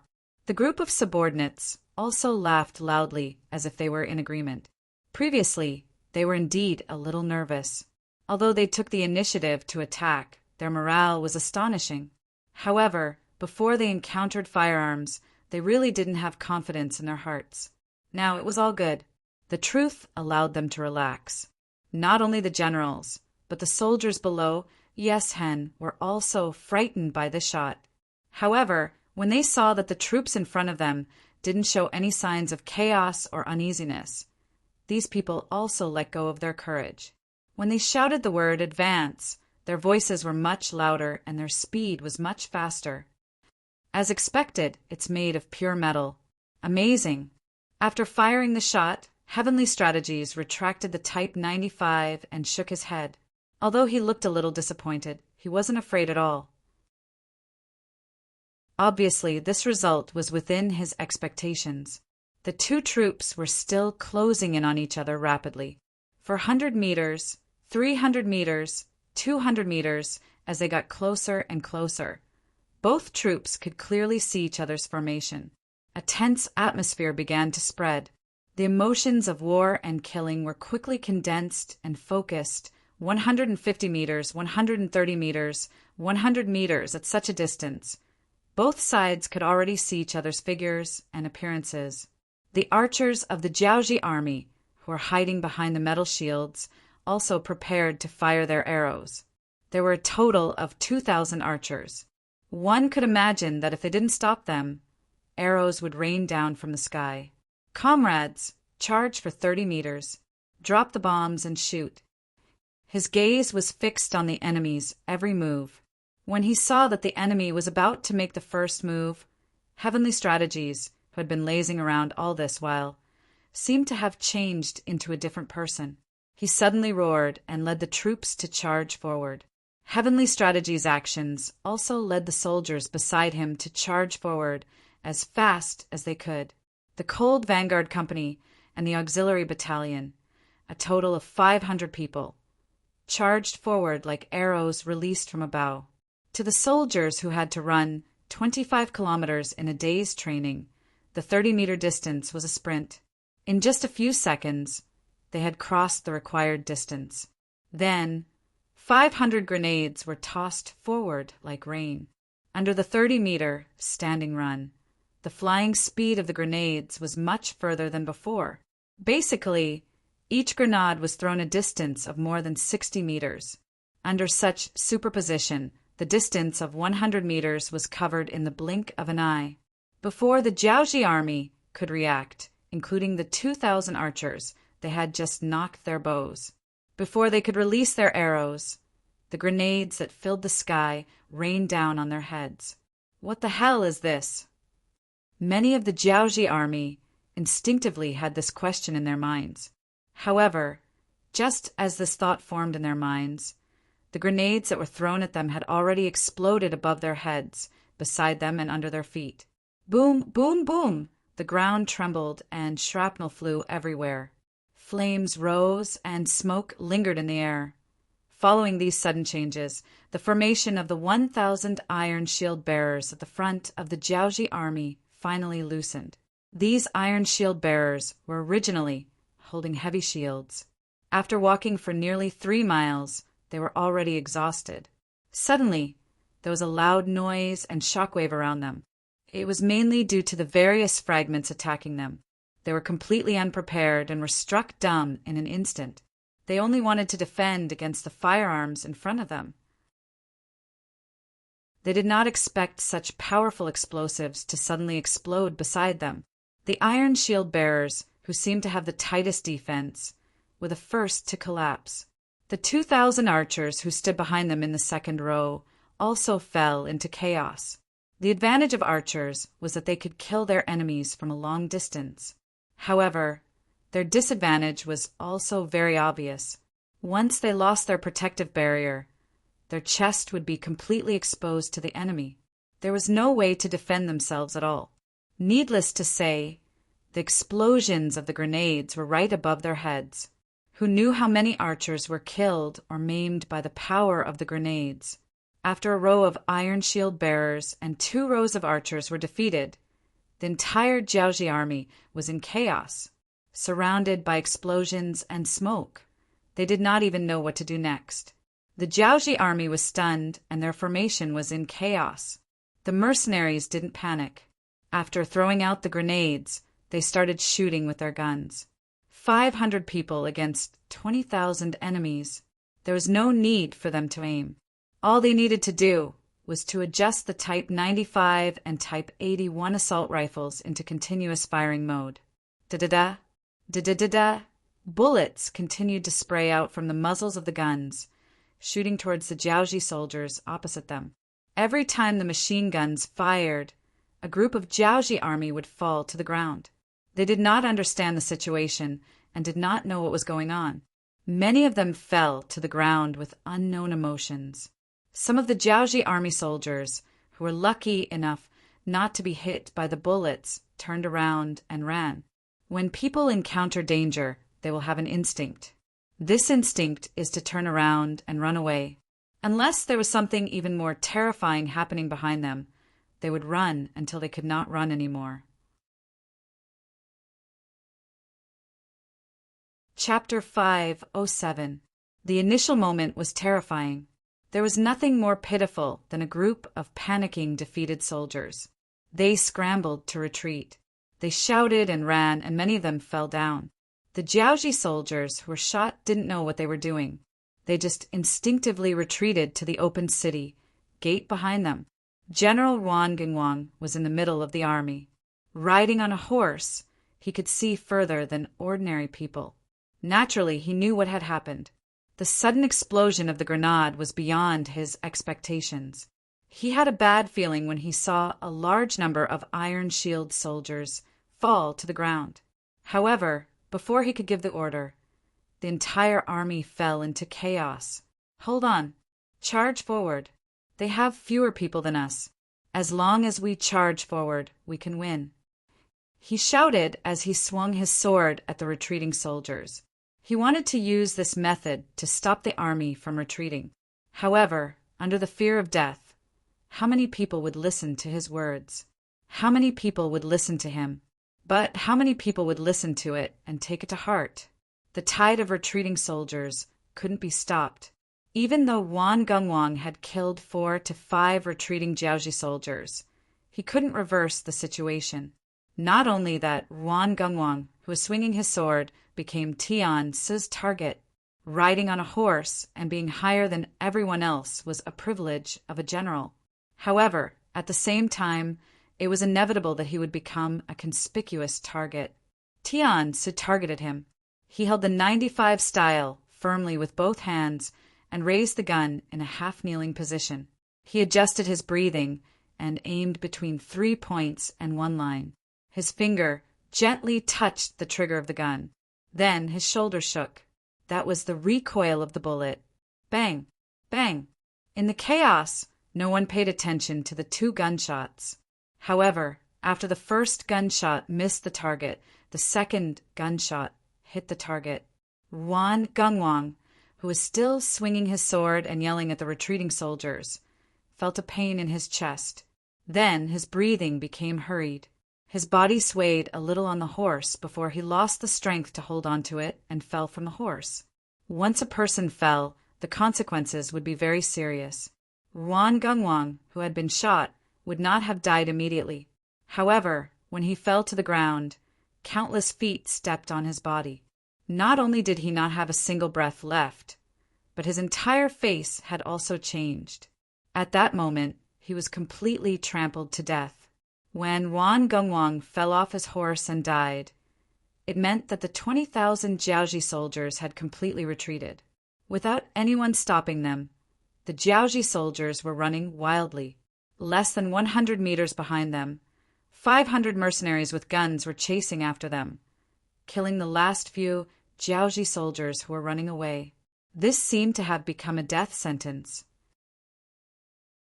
The speed of the fleeing soldiers chasing after Qiu Jiaoji became slower and slower.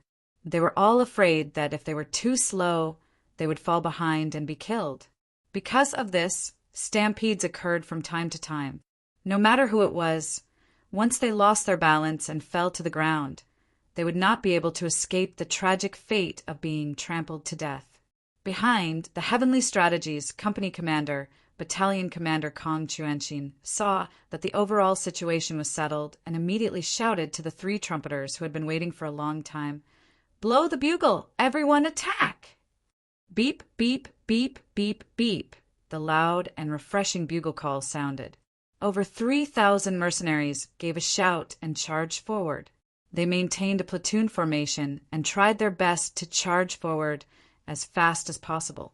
The situation in front of them seemed to be telling them that if they were late by 1 step, who knew how many military merits they would lose. Compared to the full charge of the mercenaries, Crown Prince Li Yuanlong staggered on the city tower of Hanoi City. If it were not for the captain of the guards who supported him, he would have fallen to the ground. Defeated. Li Yuanlong had just stabilized himself when he muttered to himself, defeated. Your Highness, please close the city gates immediately. General Fan Yuhai's expression was also very ugly. Fortunately, he had led troops for many years and was not as weak as the Crown Prince. I agree. The other general, Huang Hua, also cupped his fist and said with his head lowered. Clearly, he could see that if this continued, the defeated Wan Gungwang's troops would very likely attract the mercenaries into the city. Hearing the 2 generals express the same opinion, Li Yuanlong's face flashed with a hint of struggle. However, he quickly made a decision. He gritted his teeth and said, "Pass down this Crown Prince's order, close the city gates." With this order, it meant that the 20,000 Jiaoji soldiers outside the city had completely given up. Wan Gungwang was dead, and his subordinates were running like headless flies. They only hoped to enter Hanoi City as soon as possible and save their lives. However, what they saw next was the scene of the eastern city gate closing from the inside. Unpleasant creaking sounds came from the thick and heavy city gate as it rapidly closed. No, seeing that their only escape route was about to be sealed. At least 10,000 Jiaoji soldiers' eyes turned red. Some people's eyes were filled with despair. Some people ran faster, hoping to rush into the city at the last moment. There were also people who ran towards the empty trebuchet. Then, everyone worked together to change the direction of the heavy trebuchet. Since they have already abandoned us, then don't blame us for using our own methods to fight back. A somewhat famous Chiliarch yelled and ordered the soldiers under him to put the huge rocks into the trebuchet. The trebuchet began to bombard Hanoi City behind them. As he bombarded the trebuchet, the Chiliarch yelled to the approaching mercenaries, "We surrender. We are willing to help you take down Hanoi City and atone for our crimes." With this yell, many Jiaoji soldiers quickly responded. In order to live, they had to show a stance. "Stop firing!" Company Commander Tian Su, who had already reloaded his fourth magazine, saw the change in the situation and immediately stopped the advancing mercenaries. Originally, he wanted to follow behind the Jiaoji soldiers into Hanoi City. This was also the military order he made in front of Battalion Commander Kong Chuanxin. However, when he saw the city gates close in advance, he became anxious. Although he still had a backup plan, it was still more troublesome. However, when he saw the sudden change in front of him, he suddenly had an idea. Why not use these defeated soldiers to help him take down the city? The 400 people beside him were all treasures. It would be best if he could save one of them. After making up his mind, Tian followed the situation and yelled, "Any Jiaoji soldiers who help the mercenaries take down the city will be atoned for their crimes and will not be killed. Anyone who still wants to resist will be killed without mercy." The 400 soldiers who were stopped by Tian didn't understand what he was planning. However, when they heard his yell, they all understood. In the following moment, they all followed Tian's lead and yelled, "Kill without mercy." Attacking was atoning for their crimes, and atoning for their crimes. The Jiaoji soldiers who were already at their wits' end saw a sliver of opportunity before their deaths. How could they not grasp it with all their might? One by one, they ran to the catapults and began to help take down Hanoi City's city gate tower. These catapults were used to prevent the mercenaries from attacking. They were placed very close to Hanoi City's city gate tower, less than 50 meters away. Now that they were being used as tools to take down the city gates, one could imagine how big of a threat they were.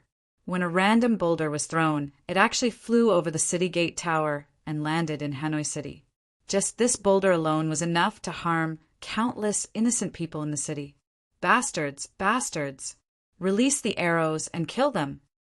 Seeing these defeated soldiers helping the mercenaries against him, Crown Prince Li Yuanlong's expression turned ugly as he yelled at the top of his lungs. The Crown Prince had given the order, although he knew that the people below were soldiers of his own country. Seeing them throw boulders into the city and injure countless people, Fan Yuhai, Huang Hua, and the other generals gritted their teeth and ordered fiercely, "Fire the arrows!" After a few breaths, arrows rained down. For a moment, the battle outside the city was very lively. On the contrary, Commander Tian Su and the others who were following behind became less anxious. "Commander, should we lend a hand?" A platoon leader of the Lung Feng platoon couldn't help but ask when he saw the Jiaoji soldiers fighting with their own people so fiercely. "There's no need to hurry. Let's wait until their morale is low before we make a move." Not only did Tian speak unhurriedly, he even sat down on the ground to take a good rest during the battle. With Commander Tian taking the lead, the other 500 mercenaries also sat down on the ground. Each of them hugged their guns and looked at the lively scene 200 meters away, occasionally pointing at it. By the time Battalion Commander Kong Chuanxin arrived with his main force, this was the scene that greeted him. However, Kong Chuanxin didn't have any intention of reprimanding Tian Su. Perhaps he had the same thought. Therefore, he ordered his troops to take advantage of this time to take a good rest while calling someone to call Tian Su over. That battle just now was pretty good. You showed the might of the Lung Feng platoon. What do you plan to do next? Kong Chuanqin asked as he pointed at the flat ground beside him, indicating that Tian Su could sit down. Of course, Kong Chuanqin knew what to do. However, he still asked because he wanted to test Tian Su. As the mercenary army continued to grow, the ranks and structure of the troops also increased. It was only a matter of time before someone like him, who had military achievements and experience, rose to the top. However, if he wanted to secure a high position, it would depend on whether he had capable subordinates.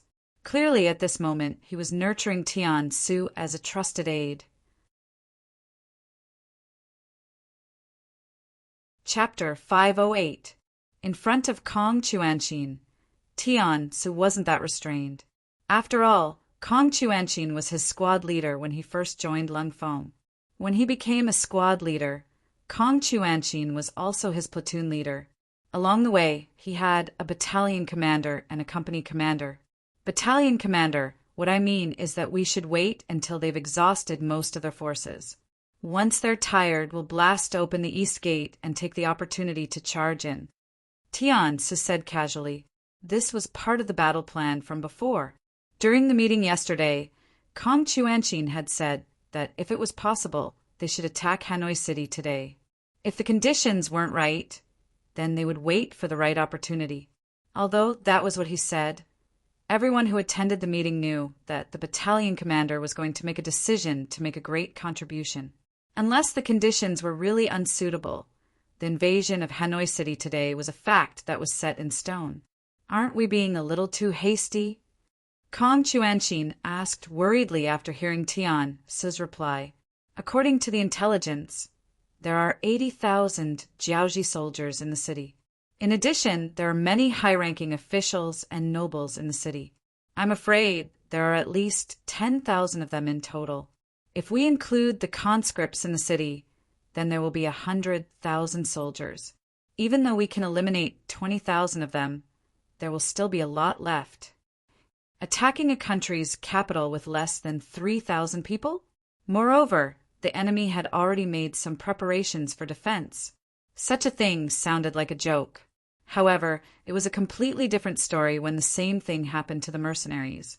With their excellent military quality, excellent physical fitness, and most importantly, excellent weapons and equipment, it was normal for them to win a battle with a small number of people. Therefore, Kong Chuanqin wasn't worried about whether they could attack the city. Instead, he was worried about whether they could gain a foothold after entering the city. If they went in first and were chased out, then it would be really embarrassing. When the sixth young master arrived with the main force of the army, wouldn't they be too ashamed to meet him? Tian Su naturally understood this as well. Therefore, he nodded in agreement. Then he said, "Battalion commander, riches and honor are found in danger. This time, you finally have the opportunity to lead the team alone. It would be a pity if you don't fight for it. Moreover, once they suddenly enter the city, the Jiaoji soldiers would definitely not be on guard, and the good stuff would not be transferred too much. That was a large batch of spoils of war. How much merit would that be? Presumably, the sixth young master would be very satisfied when he saw it. As for what will happen after we enter the city, we can just take it slow and steady. If it doesn't work, we can just burn down all the dangerous buildings in front of us. As long as the Jiaoji soldiers can't get close to us, they can't do anything to us. When the time comes, it will be time for us to use our guns to kill them one by one. Burn houses? Are you going to burn down the houses too?" Hearing this idea, Kong Chuanqin's eyes lit up. However, when he thought about how the sixth young master often said that he wanted to get along well with the people, he couldn't help but hesitate. Seeing Kong Chuanqin's worry, Tian Su chuckled and said, "Battalion commander, the sixth young master is a kind person. It makes sense for him to advocate for unity and building good relations with the people. However, we are not facing the Han people, but the people of Jiaoji. Perhaps there are kind people among them, but most of them are still hostile to us. Moreover, a general success is built on 10,000 years of withered bones. At this time, we can't have the slightest bit of kindness. Otherwise, we will be harming our own brothers.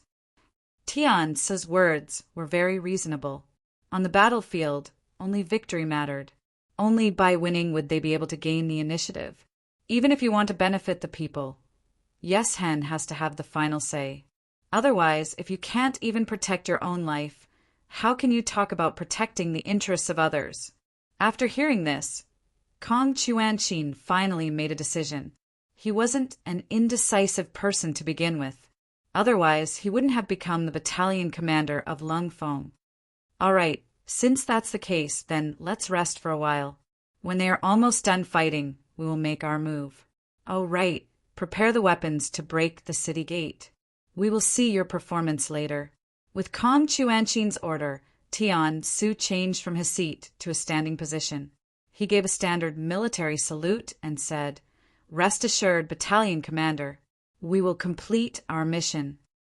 Crown Prince Li Yuanlong didn't know what the mercenaries were going to do next. He had already retreated from the East City Tower. After all, the catapults didn't have eyes. Who knew when they would land on his head? If he was hit, wouldn't he die with no one to seek justice? Other than Crown Prince Li Yuanlong, there was also the famous General Fan Yuhai and another general surnamed Li Xiaozhong. After they followed the Crown Prince back to the palace, they discussed what to do next. "Your Highness, don't worry. Today's battle was all Yuan Gengwang's fault. He underestimated the enemy and advanced prematurely, which led to his defeat. As long as we defend the city gate, the mercenaries won't be able to gain any advantage with our advantage in numbers." Li Xiaozhong was the first to step forward. He was comforting the Crown Prince, but he was also expressing his opinion on this battle. That's right, that's right. The other generals nodded in agreement, seemingly agreeing with Li Xiaozhong's words. Who was the Crown Prince? Yuan Gengwang was the Crown Prince of a country. If nothing unexpected happened, he would be the future king. Nothing must happen to him. Even if something happened, it would be because his subordinates didn't understand the Crown Prince's intentions and didn't do a good job. If the battle was lost, someone had to be the scapegoat. Yuan Gengwang, who died on the battlefield, became the scapegoat. Although the Crown Prince Li Yuanlong couldn't bear it, he had to make this decision for the sake of the overall situation. All right, since everyone has the same opinion, then this matter is settled. However, in order to prevent any accidents from happening, we still need to mobilize the troops. General Fan, I'll have to trouble you with this matter. Li Yuanlong nodded helplessly and handed over the battle to the famous General Fan Yuhai. This general has received the order. Fan Yuhai cupped his fists and left the hall. There was no time to lose. For the sake of Hanoi's safety, some things couldn't be delayed and had to be done immediately. After Fan Yuhai left, Li Yuanlong discussed with the generals what to do next, while waiting for news of the battle at the East Gate to end. At the East Gate, after the Crown Prince left, all battle matters were handed over to General Huang Hua. General Huang wasn't in a hurry when he saw the huge rocks blocking the city. He first sent people to evacuate some of the commoners near the eastern city gate while continuously ordering the archers to shoot down arrows from the top of the city gate tower. Compared to the cumbersome catapults, the archers were much more agile. In addition, they were on high ground, so they were unstoppable. In just an hour, they killed thousands of Jiaoji soldiers. They also threw down many rocks and wooden sleepers from below the city tower, destroying 10 catapults below. Without the catapults, the Jiaoji soldiers' attack power was completely weakened. They didn't even have many bows and arrows in their hands, so they became live targets with nowhere to hide. Seeing more and more of their brothers die, some of the Jiaoji soldiers turned around and ran toward the mercenaries.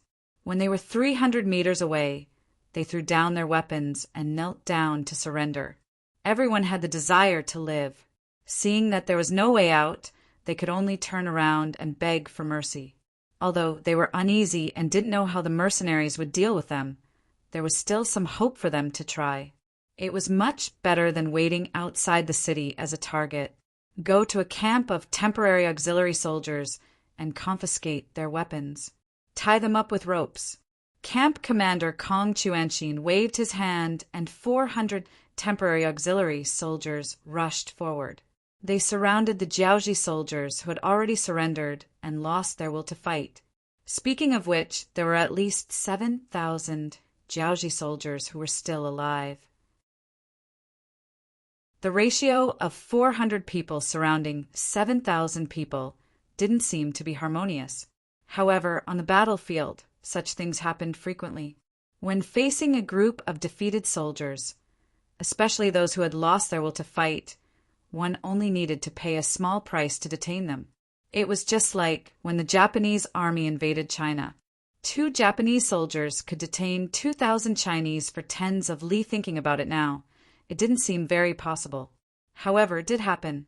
It had to be said that when a nation lost their will to fight, it was very sad. After dealing with the 7,000 captives, Chang Tian-su also started to get busy. First, he organized the troops. Then, he called out the 10 soldiers from each platoon. Unlike the other soldiers of the Cold Front, these 10 soldiers, from the squad leader to the vice squad leader to the ordinary soldiers, each carried a large wooden box on their backs. Along the way, they had been switching to carry the boxes, and their speed was not much slower than the other comrades. When they were called out, each of them opened the wooden box skillfully. Then 5 individual rocket launchers were assembled and placed in each of their hands. His gaze swept across the soldiers. When he saw that they were all filled with fighting spirit, Chang Tian-su nodded in satisfaction. He pointed at the east gate of Hanoi a few hundred meters away and said loudly, "Blast open that gate. Platoon 1 and 2 cover it. Platoon 3 and the auxiliary battalion will charge in when the gate is opened. Anyone who resists, kill without mercy." The order to attack the city was finally given by Chang Tian-su. A total of 500 mercenaries puffed out their chests and shouted in unison. They then turned around and began to move towards the east gate of Hanoi City in rows. On the east gate, General Huang Hua was commanding the soldiers to clean up the battlefield. Chapter 509. In the battle just now, there were still a few boulders that fell on top of the city tower, injuring some soldiers and destroying some city walls. If they weren't properly repaired, it would become a troublesome matter when facing an attack. While arranging for the city walls to be cleaned, Huang Hua ordered his men to fetch a large number of bows and arrows. They had wasted a lot of arrows from the previous battle, and now was the time to replenish them. "General, look, they are moving. It seems like they are heading towards us." A soldier in charge of observing the mercenaries shouted loudly, attracting the attention of everyone, including Huang Hua. "They are really coming." Following that, a Jiaoji soldier shouted loudly. It could be heard that there was a hint of fear in the shout. Huang Hua was also awakened by the shout. When he saw that the mercenaries were indeed moving towards the east gate, his expression changed drastically. He had always thought that after the previous wave of attacks, the mercenaries would know the difficulty of attacking the city. At the very least, there would be a period of respite before the main force of the enemy arrived. However, he did not expect that they would dare to launch another attack with less than 3,000 men. Are they tired of living? Don't they know that with the city walls as cover, it is impossible for them to charge up with just 3,000 men? Many thoughts flashed through his mind in an instant. Although Huang Hua did not know what they would do, as a general, he instinctively ordered his soldiers to get into position and prepare to defend the city. He did not immediately send someone to inform the crown prince because he was still somewhat confident. With the sturdy city walls, they should be able to withstand the attacks of the mercenaries. Of course, he was more curious because he did not see any siege ladders in the enemy's hands. How were they going to attack the city? Just as this thought flashed through his mind, he suddenly thought of how Wangungwang was defeated. When he thought about the advanced weapons that could explode when thrown out, he felt his scalp go numb. He shouted to the Jiaoji soldiers beside him, "Archers, get ready. Don't let them get close to the city gates. Don't let them blow up the city gates. Also, send someone to inform the crown prince that we need reinforcements. The more, the better." Huang Hua's shouts caused the Jiaoji soldiers on the city walls to panic. Just when the mercenaries were 200 meters away from the city walls, the battlements were filled with archers. They knocked their arrows and prepared to shoot at the enemy at any moment. The archers were ready, but the mercenaries didn't do as they wished. They stopped when they were 130 meters away from the tower. In this position, the archers had no room to display their skills. Even if an arrow was shot, it wouldn't be able to reach that far. What are they doing? Seeing the mercenaries suddenly stop, all the Jiaoji soldiers on the tower widened their eyes. General Huang Hua, who was leading the team, had a bad premonition. However, he still couldn't figure out what the other party wanted to do. At a distance of 130 meters, Tian Su ordered the army to stop. Then, the 5 rocket launchers took another 5 steps forward. Then, 3 of them aimed at the city gate while 2 of them aimed at the city tower. It only took them a few seconds to do all this. From this point, it seemed like they had been training for a long time. They were fully prepared. The first squad leader was one of the 5 rocket launchers. Seeing that his comrades were ready, he first took a deep breath and stabilized his breathing. Then he began the countdown. 5, 4, 3, 2, 1. The moment the word 1 rang out, 5 cannonballs with flames flew out horizontally, whistling through the air and flying straight towards their respective targets. Boom, boom, boom, boom, boom. 5 deafening sounds rang out one after another, shocking everyone's eyes. Not only were the rocket launchers shocking, but their effects were also very shocking. The 2 rockets that were aimed at the city tower exploded in the crowd of Jiaoji soldiers. One of them was even close to General Huang Hua. The moment the explosion sounded, the powerful impact threw General Huang Hua to the ground. The 2 Jiaoji soldiers who were standing at the spot where the explosion hit were blown into pieces. There wasn't a single intact part of their bodies. They were completely obliterated. After the 3 rocket launchers that were aimed at the East City Gate exploded, the impact was even greater. They directly blew up half of the city gate, creating a 3 to 4 meter wide opening. People could easily pass through. Fire! The Tian Su company commander, who was already prepared, was waiting for the scene. Seeing that the rocket launchers had completed their initial target, he shouted loudly. Then he led the troops with the Type 95 and fired at the Jiaoji archers on the city tower, who were still in a daze. At a distance of 130 meters, the archers couldn't do anything to the mercenaries. However, regardless of whether it was the Type 95 or the Type 81 assault rifle, they didn't take this distance seriously. The bullets in their barrels could easily land on the city tower, dealing a heavy blow to the Jiaoji soldiers who weren't mentally prepared. Even though the bullets weren't mass-produced and lost some accuracy, at least 50% of the bullets still hit the enemy. Even if the bullets didn't hit their targets, once they hit the battlements, the impact was still frightening. It was enough to force the Jiaoji soldiers to retreat, not daring to expose themselves in the air without any cover. The 1st and 2nd platoons of Lung Feng soldiers used the Type 95 to suppress the archers on the city tower. The 3 platoons of Lung Feng and a battalion of auxiliary soldiers used this opportunity to charge towards the ruined East City Gate. First, a few grenades were tossed out nearby. Not only did they blow up the entrance of the city gate, but they also scared off the Jiaoji soldiers who wanted to reinforce the city gate. Then, the 400 mercenaries advanced triumphantly, taking advantage of this opportunity to kill their way into the city. After Tian Su's side achieved victory, Battalion Commander Kong Chuanxin led the main force and rushed over. They entered one after another, stabilizing their advantage.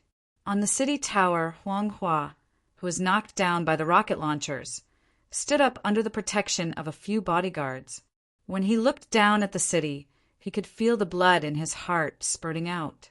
It's over, it's over, it's all over. He sat on the ground with a thump. With the city gate lost, as the general of the city defense, he had an undeniable responsibility. General, the mercenaries are coming up the city ladder. Let's kill our way out. One of the bodyguards saw that the Jiaoji soldiers who wanted to escape didn't go far down the city ladder before a series of gunshots rang out. Then they all ran back up the city tower. He guessed what had happened and suggested to Huang Hua, "It's useless. We'll die if we kill our way out." Huang Hua shook his head dejectedly. He knew this crown prince too well. Wang Gengwang was the scapegoat for the previous failure. Then he would definitely be the scapegoat for the loss of the city gate. In this way, whether they killed their way out or not, they would still die. Seeing that the general had no intention of killing his way out, the bodyguard kindly reminded him, "General, why don't we surrender?"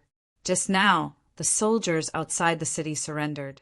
They all survived. Surrender? Huang Hua shook his head and said decisively, "Our Jiaoji generals will only die standing, not kneel down to live. Come on, take out my broadsword and fight it out with those mercenaries. If I kill one, I'll break even. If I kill two, I'll make a profit." Under Huang Hua's command, the Jiaoji soldiers on the city tower seemed to have found their backbone. Then the 1,000 men began to charge down the city ladder in an organized manner. They shouted and yelled, creating quite a commotion. However, the city ladder wasn't wide to begin with. As long as 2 Type 95 pistols took turns to guard it and fire continuously, no one would be able to charge down the 20-meter-long spiral city ladder. After only 2 waves of attacks and over 50 people died, the other soldiers couldn't take it anymore. This was clearly the rhythm of charging down to die. There wasn't any hope of survival. Who would be willing to do it? No one was willing to charge down. This angered Huang Hua. He used his big sword to kill a Jiaoji soldier who didn't listen to his orders. Then he coldly looked at the other Jiaoji soldiers and said, "Since you've joined the army, fighting bloody battles on the battlefield is your destiny. Whoever dares to retreat, this person will be your example." Seeing the blood dripping down from the big sword, the Jiaoji soldiers became afraid. They had no choice but to charge again. Needless to say, under the muzzle of the Type 81 rifle, they left behind a bunch of corpses and retreated. At this moment, the shouts of the mercenaries could be heard from below the city tower. "Those who surrender will be spared. Those who resist will be killed without mercy." Originally, there was no hope of survival. Everyone thought that since they were going to die anyway, they might as well charge out and die. However, now that there was a path of survival in front of them, everyone's thoughts became lively. However, at this moment, Huang Hua didn't care about all this. Seeing that another charge had failed, he still ordered the other Jiaoji soldiers to continue charging. He even said that even if they were to die, they should die on the way. It had to be said that Huang Hua was a brave general. However, it was a pity that sometimes a general's bravery wasn't enough to win a battle. Just like now, when everyone was in a dilemma, if you didn't want to encourage them and wanted to force them to die, who would listen to you? There were still a few centurions in the Jiaoji army. After they quickly exchanged glances, they brought their trusted aides and surrounded Huang Hua. "What are you guys doing?" Huang Hua's personal guards saw that the situation wasn't right. They shouted loudly, hoping to use their shouts to scare the enemy. If it was any other time, such shouts would definitely be effective. However, in the face of life and death, such shouts were clearly ineffective. The Jiaoji soldiers only hesitated for a moment before they began to surround them. Chapter 510. Since there were people who wanted them to die, in order to survive, they had no choice but to sacrifice themselves. Even though it seemed a little inappropriate to say these words, the truth was as such. The Jiaoji soldiers who wanted to live and surrender surrounded Huang Hua and his bodyguards. Then, someone stabbed the first sword. After a series of clashing sounds, Huang Hua died in battle. His body was thrown to the city stairs, and a white flag was hung high. The fall of Jiaoji's eastern city gate tower was completely out of Crown Prince Li Yuanlong's expectations. When he heard the news in the palace, it was as if he had been struck by lightning. He stood there motionless for a long time. Crown Prince, are you all right, Your Highness? Several young civil and military officials walked up to Li Yuanlong with anxious and concerned expressions on their faces. There were also some older ministers who shook their heads and quickly ran towards the depths of the palace. Crown Prince Li Yuanlong, who was shaken, finally recovered after a few breaths. The first thing he said was, fight back. We must take back the East Gate Tower and chase those mercenaries out of Hanoi City. Crown Prince, don't worry. Someone is already doing that. Not only that, we are also preparing to send the 10 iron carriages that we just built. General Li Zhong comforted him. He was also preparing to go to the front lines to see if they could take back the East Gate. Good. Hearing Li Zhong's arrangement, Li Yuanlong's expression became much better. His nervous mood seemed to have been relieved. Just as he was thinking about what to do next, footsteps suddenly came from the depths of the palace behind him. Then a male duck's voice sounded. The king has arrived. Greetings, Your Majesty. All the officials, including Crown Prince Li Yuanlong, immediately knelt on the ground. Humph. What answered them was a cold and unhappy voice. Then King Li was helped to sit on the golden chair in the palace hall. Li was indeed very old. In history, he should have been dead by now, but because of Yang Qindong's arrival, he was still alive. Apart from looking a little older, he was still in good spirits. At least his face was glowing, much better than those officials who had been affected by the chaos and whose faces had turned pale. Sitting on the golden throne, Li's gaze was like a tiger king inspecting his territory. First, he looked around. Many officials and generals who were stared at by him couldn't help but lower their heads. Seemingly satisfied with the result, Li looked at Li Yuanlong again and shook his head. Crown Prince, why do you only want to fight them head-on? Could it be that you think that the other party would retreat after killing their way through the city gates? You've really disappointed Father. This child is slow-witted. Father, please enlighten me. Li Yuanlong really didn't know what to say. The situation was messed up by him, and he indeed had an unavoidable responsibility. This was a heavy blow to his prestige as the crown prince. In the past, because Li Yuanlong was calm and generous, he had united many important officials and generals. Sometimes, King Li had to worry about his feelings when giving orders. There were even some who said in private that the king was getting old and should consider abdicating the throne. The Jiaoji kingdom only had a young king to lead it to glory. These voices were the loudest in Jiuzhen Prefecture, where the crown prince was. After all, the crown prince was there. Some local officials thought that the king was far away, and very few people cared about the old king Li. If this continued, it would not be good for the Jiaoji kingdom. It was even possible that there would be an all-out war. King Li had his own information network, so he naturally knew a lot about this. He didn't want to give up the throne while he was still alive, nor did he want to see father and son turn against each other. In order to divert everyone's attention, the King of Min's envoy arrived, and he agreed to send troops to the South Ming Kingdom. However, he didn't think that the King of Min would be so snobbish and throw them aside as soon as he gained power.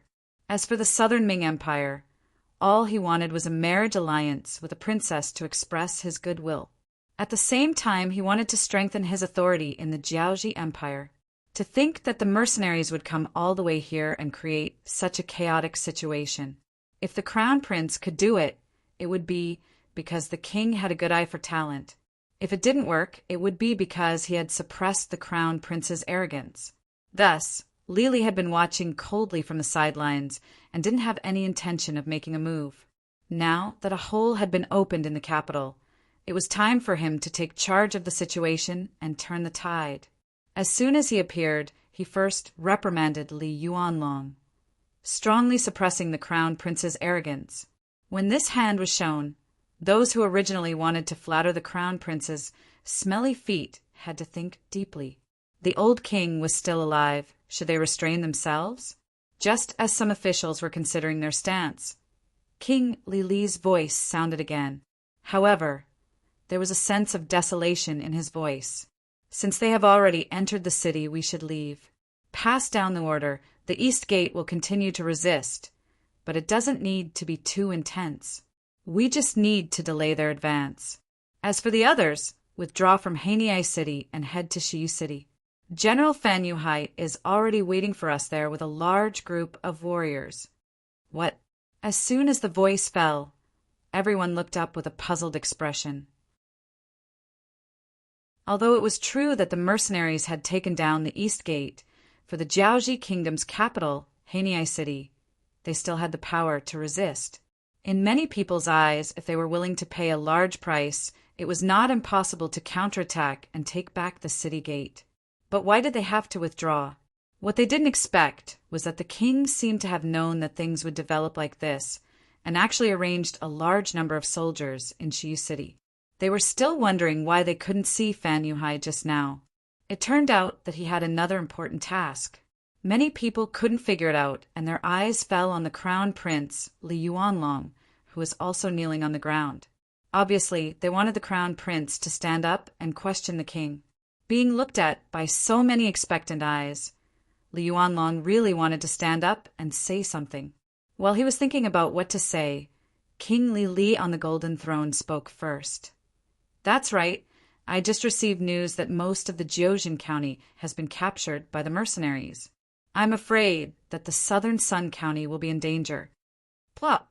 This was the sound of the crown prince wanting to stand up, but before he could do so, he fell to the ground. The Jiuzhen County is the crown prince's headquarters and foundation. In the past few years, he had properly arranged all the officials there. It can be said that his orders there were far more effective than his father's. This was also what Li Yuanlong relied on.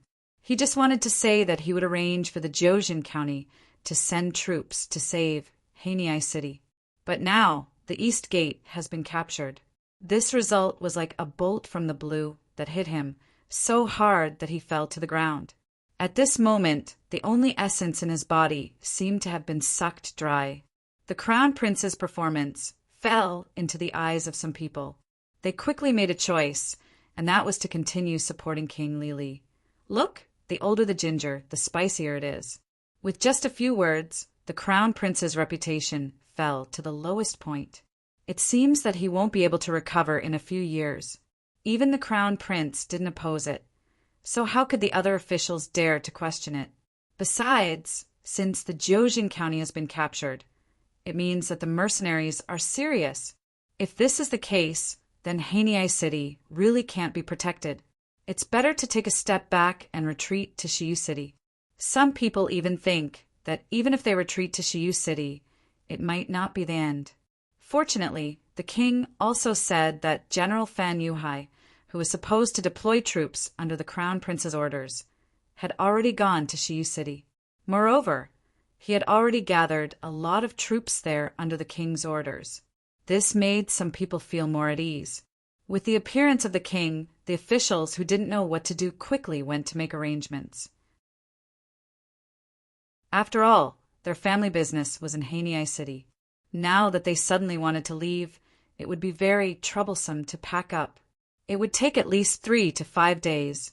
King Li seemed to have noticed this problem. He waved his hand and said, "Remember, you only have 2 days. From now on, some things will be transported to Shiyu City. After 2 days, if anyone is still in the city, they will have to face the ferocious mercenaries alone." 2 days, in the hands of the great Ming's Bai Ming and Southern Ming officials. There was definitely not enough time. Over the years, they had bought too many things, so naturally, there were many things that needed to be taken care of. However, Jiaoji was only a small country. Whether it was the economy or agriculture, it wasn't very developed. Even if the officials wanted to fish, there was a limit to what they could get. If they used the 2 days, they would be able to take care of most of it. King Lili gave the order to retreat. At the east gate, Battalion Commander Kong Chuanshin was completely unaware of this. He was currently organizing people to guard the gate tower. Before the battle, Kong Chuanshin had discussed with his subordinates. It wasn't a big problem to take down Haniai City's east gate by surprise.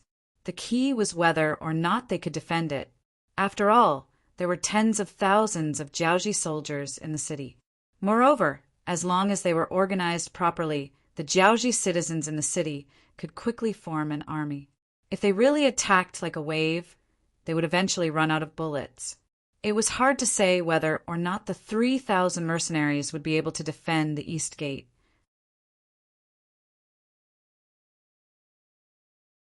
Chapter 511. In fact, the number of mercenaries was far less than 3,000. After leaving a temporary auxiliary battalion and a cold vanguard company outside the city to take care of the 7,000 Jiaoji soldiers, the number of mercenaries at the East Gate Tower was only about 2,300. They were not fighting on their home ground, and they were at a disadvantage in terms of numbers. Kong Chuanshin did not have the confidence to win. Logically speaking, he should have sent someone to report to Yang Qindong and request for the main force to arrive quickly. That way, he would be able to put down the heavy burden on his shoulders. However, he did not do so. At least from his point of view, the situation had not reached that critical point yet. Kong Chuanshin, who was already prepared, had even prepared a lot of bows and arrows so that he could save some bullets at the critical moment to prepare for a counterattack. However, what he saw was completely different from what he expected. The Jiaoji soldiers had no intention of charging forward. They were only a few hundred meters away from the East Gate Tower, staring at him. It was as if they would not move if he did not move. What are they doing? Kong Chuanshin felt that he could not see through the current situation. He ordered his scouts to look around to see if the other party had any tricks up their sleeves. At the same time, he sent someone to contact the agents of the Security Bureau in Hanoi City. He needed more information about the city. The scouts were sent out. They used telescopes to look around. However, the results were confusing. Not only did they not see any signs of Jiaoji soldiers moving around, they also saw many carriages coming out of the West Gate. Soon, the agents of the Security Bureau contacted them. The agents brought more accurate information. The Jiaoji soldiers had started to retreat. It seemed like they had no intention of fighting in Hanoi City. What are they doing? Even though Kong Chuanshin's mind was very open, he still could not understand the situation after receiving this report. Battalion Commander, let's report this to the 6th Young Master. Company Commander Tyance also could not understand the reason behind this. However, he knew that there was one person who could figure it out. That person was Yang Qindong. Okay. Kong Chuanshin nodded. After all, the development of the situation was somewhat beyond his expectations. Since there was such a big change, of course, he had to report this matter to the 6th Young Master. Next, whether to fight or stop, all they had to do was listen to orders. Just like that, the scouts rode out from the East Gate and headed straight for the main force of the mercenaries that were rushing over from the north. Under the leadership of Yang Qindong, the main force of the mercenaries advanced slowly while practicing their marksmanship. On one hand, he wanted to see if Kong Chuanshin's 3rd Battalion had the ability to fight alone and take down Hanoi City. On the other hand, this batch of bullets was requested in a hurry, so there was a slight discrepancy in the specifications, which directly reduced the accuracy. He wanted to request the Crimson City Munitions factory to ensure both efficiency and quality.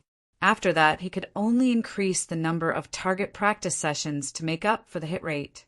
Fortunately, after nearly 3 days of training, after each soldier had fired at least 100 bullets, the rate of hitting the target had significantly increased. Only then could he relax a little. It was also at this time that the scouts sent by Kong Chuanshin arrived. In reality, they were only 40 miles away from Hanoi City. The sudden arrival of the scouts inevitably caused Yang Qindong to have many guesses. He believed that the scouts were most likely here to ask for help, so he immediately met with the scouts and learned about what happened in Hanoi City. The Jiaoji soldiers are retreating out of the city. Is this news accurate? After listening to the scouts' report, Yang Qindong also showed a puzzled expression. It was just that he hid it very well and no one else noticed. Replying to the sixth young master's question, this matter has been confirmed by the scouts of the 3rd Battalion and the agents of the Security Bureau stationed in Hanoi City. Moreover, our commander also said that after taking over the east side of the city, other than the first wave of fierce counterattacks from the Jiaoji army, there were no more big battles to fight. The scout was smart enough not to give a yes or no answer. He only reported what he knew. Okay, I understand. You can go and rest for a while. Yang Qindong nodded. With the above evidence, the Jiaoji army was really going to retreat. He couldn't help but sigh. As the commander of the Jiaoji army, this kind of courage was truly admirable. Yang Qindong had already made preparations to fight with the main forces of the Jiaoji army in Hanoi City. At that time, with the powerful weapons in his hands, he could guarantee that the Jiaoji army would be completely defeated. If that happened, the outcome of the battle in Jiaoji would be decided. However, from the looks of it, things weren't that simple. Although he still didn't understand why the Jiaoji army would give up on their capital. If he didn't take advantage of such a good opportunity, it would be a waste. Tiger's man immediately passed down the order. The army is to move out at full speed and rush to Hanoi City. Since there was a good opportunity to chase after the enemy, Yang Qindong naturally wouldn't let it go. He immediately made the decision.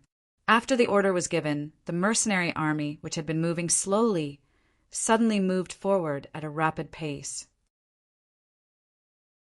The army of close to 60,000 men was like a long snake, heading straight for Hanoi City, the capital of Jiaoji. It was only a distance of 40 li, and in less than 8 hours, the 60,000 men had all arrived. Outside the city, 3rd Battalion Commander Kong Chuanxin was leading a group of officers to welcome Yang Qindong's arrival. When they saw Yang Qindong approaching on horseback, Kong Chuanxin and the rest maintained their upright posture and gave a standard military salute. Yang Qindong dismounted from his horse, returned the salute, and shook hands with Kong Chuanxin and the rest. Then he said with an extremely confident tone, "All of you have worked hard. After this, I will definitely reward you based on your contributions. Now, let's talk about the situation in the city." When he heard that they would be rewarded based on their contributions, Kong Chuanxin's mouth widened into a smile. "Thank you for your affirmation, 6th young master. The situation in the city is already very clear. The Jiaoji army is indeed retreating. The information from the agents of the Security Bureau is that the Crown Prince, Li Yuanlong, is no longer in charge of the Jiaoji nation. Instead, the old king, Li Li, is in charge. Retreating from Jiaoji to Shiyu City was also the old king's decision." "Oh, Li Li's decision?" Yang Qindong nodded his head. If that was the case, then everything made sense. Who was Li Li? He was someone who dared to go against the great Ming dynasty at its peak.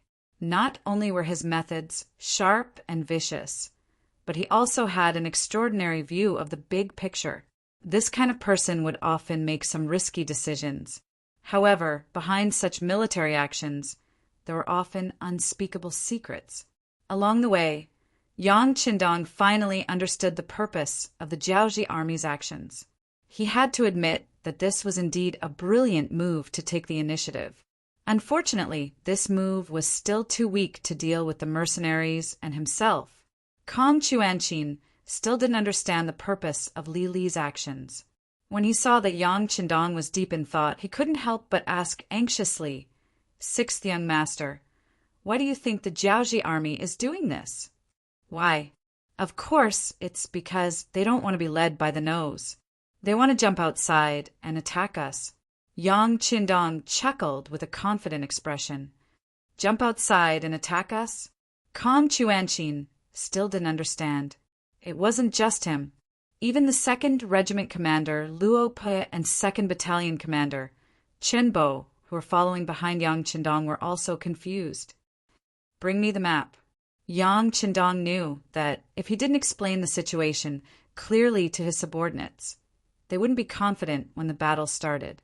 He waved his hand and asked Tiger's mane to bring over the hand-drawn map of Jiaoji. A few of the officers grabbed a corner of the map and spread it open. Then Yang Qindong pointed at the Jiaoji capital, Hanoi City, and said, "We are here now." Shiyu City is slightly northwest of Hanoi, less than 200 li away. Compared to Hanoi City, which is the capital, Shiyu City is where we have to pass to head to the west and north. If we don't deal with this, we won't be able to head in either direction with ease. Otherwise, we will face the danger of having our supplies and provisions cut off. After hearing this, Luo Pa and the rest nodded their heads. Obviously, they agreed with Yang Qindong's judgment and analysis. Yang Qindong then pointed at the map and said, "Hanoi City is the capital of Jiaoji, but at the same time the environment here is very complicated. It's not like Chui City and Beidai City. There are many cities and roads that lead to Hanoi City. In other words, if we occupy this place, we will be attacked from all directions at any time. Although I don't know what that old man, Lily, is thinking. I'm sure he will try to encircle us. With our limited manpower, we need to defend against enemies from all directions. On top of that, we have to deal with the mess in Hanoi City. It's not going to be easy." As he gestured for Tiger's mane to keep the map, Yang Qindong looked at Luo Pa and the rest and asked, "How about it? If you have any thoughts or opinions, feel free to voice them out." Facing Yang Qindong's encouraging gaze, Luo Pa only hesitated for a moment before voicing his worries. Reporting to 6th Young Master, "The encirclement won't be a threat to us for the time being. We will talk about it after the enemy has settled down. However, the internal strife in Hanoi City must be resolved. In order to solve the problem of chaos, we must first solve the problem of food. Food has become the most important thing."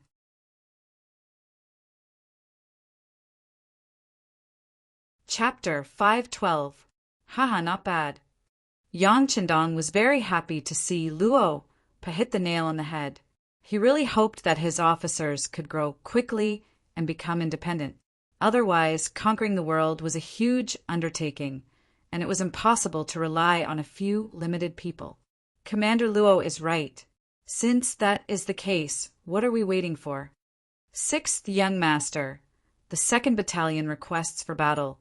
Battalion Commander Chen Bo, who was eager to give it a try, was the first to speak when he saw the opportunity.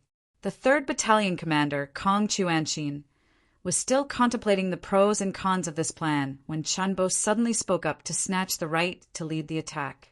He immediately said in dissatisfaction, "Battalion Commander Chen, Hanoi City was conquered by our 3rd Battalion first. The task of entering the city and snatching the rations should naturally be done by our 3rd Battalion. Isn't that right, Regiment Commander?" Seeing that both of his battalion commanders were requesting to join the battle, Luo Pa smiled at Political Commissar Kong Jie. Then he looked at Yang Qindong without blinking. As a commander, he couldn't favor one and discriminate against the other. Of course, it was best to let the 6th Young Master handle this. Yang Qindong knew that the food was important now, and it wasn't the time to argue. He immediately said, "All right, 3rd Battalion has taken down Hanoi's East City Tower. They are very tired. The task of stealing food will be handed over to 2nd Battalion. But I'll say the ugly words first. If you can't control the granary, then you should obediently withdraw and let 3rd Battalion take over. Oh right, when we attack later, we can let Hong Jin's Jiaoji mercenaries take the lead." Next would be a city battle, also known as a street battle. It was naturally much more dangerous than fighting in the open field. Of course, such a dangerous task would be left to Hong Jin's Jiaoji mercenaries. 6th Young Master, please don't worry. 2nd Battalion will complete the task. Chen Bo saluted and went to prepare. After gathering the 2 battalions and the 2 auxiliary battalions, as well as the 4 temporary auxiliary battalions the battalion commanders of the Cold Front Battalion could mobilize far more soldiers than a regiment, he also arranged for someone to call Hong Jin over. At this time, Hong Jin was happily busy. Ever since Yang Qindong had given him permission to build a 30,000-strong army, he had put all his energy into this matter. When they had just set off from Beatty City, they had already gathered a team of 2,000 people. Originally, he thought that it would take a lot of time for the team to grow. Unexpectedly, an opportunity presented itself when they arrived at Hanoi City. In front of him were the 6,000 Jiaoji soldiers who had been captured. Originally, there were 7,000 men, but after Kong Chuanqin's 3rd Battalion took away 1,000 strong men, there were only 6,000 left. Hong Jin was overjoyed at the sudden appearance of 6,000 soldiers. He immediately sent people to work on these people. There was no lack of methods to scare them. If they did not join the ranks of the Jiaoji mercenaries, they would be sent to reform through labor and work as laborers for the rest of their lives.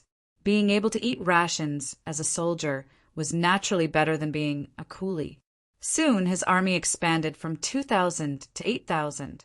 Hong Jin had also become a powerful general. Even so, Hong Jin did not have any pride in his heart.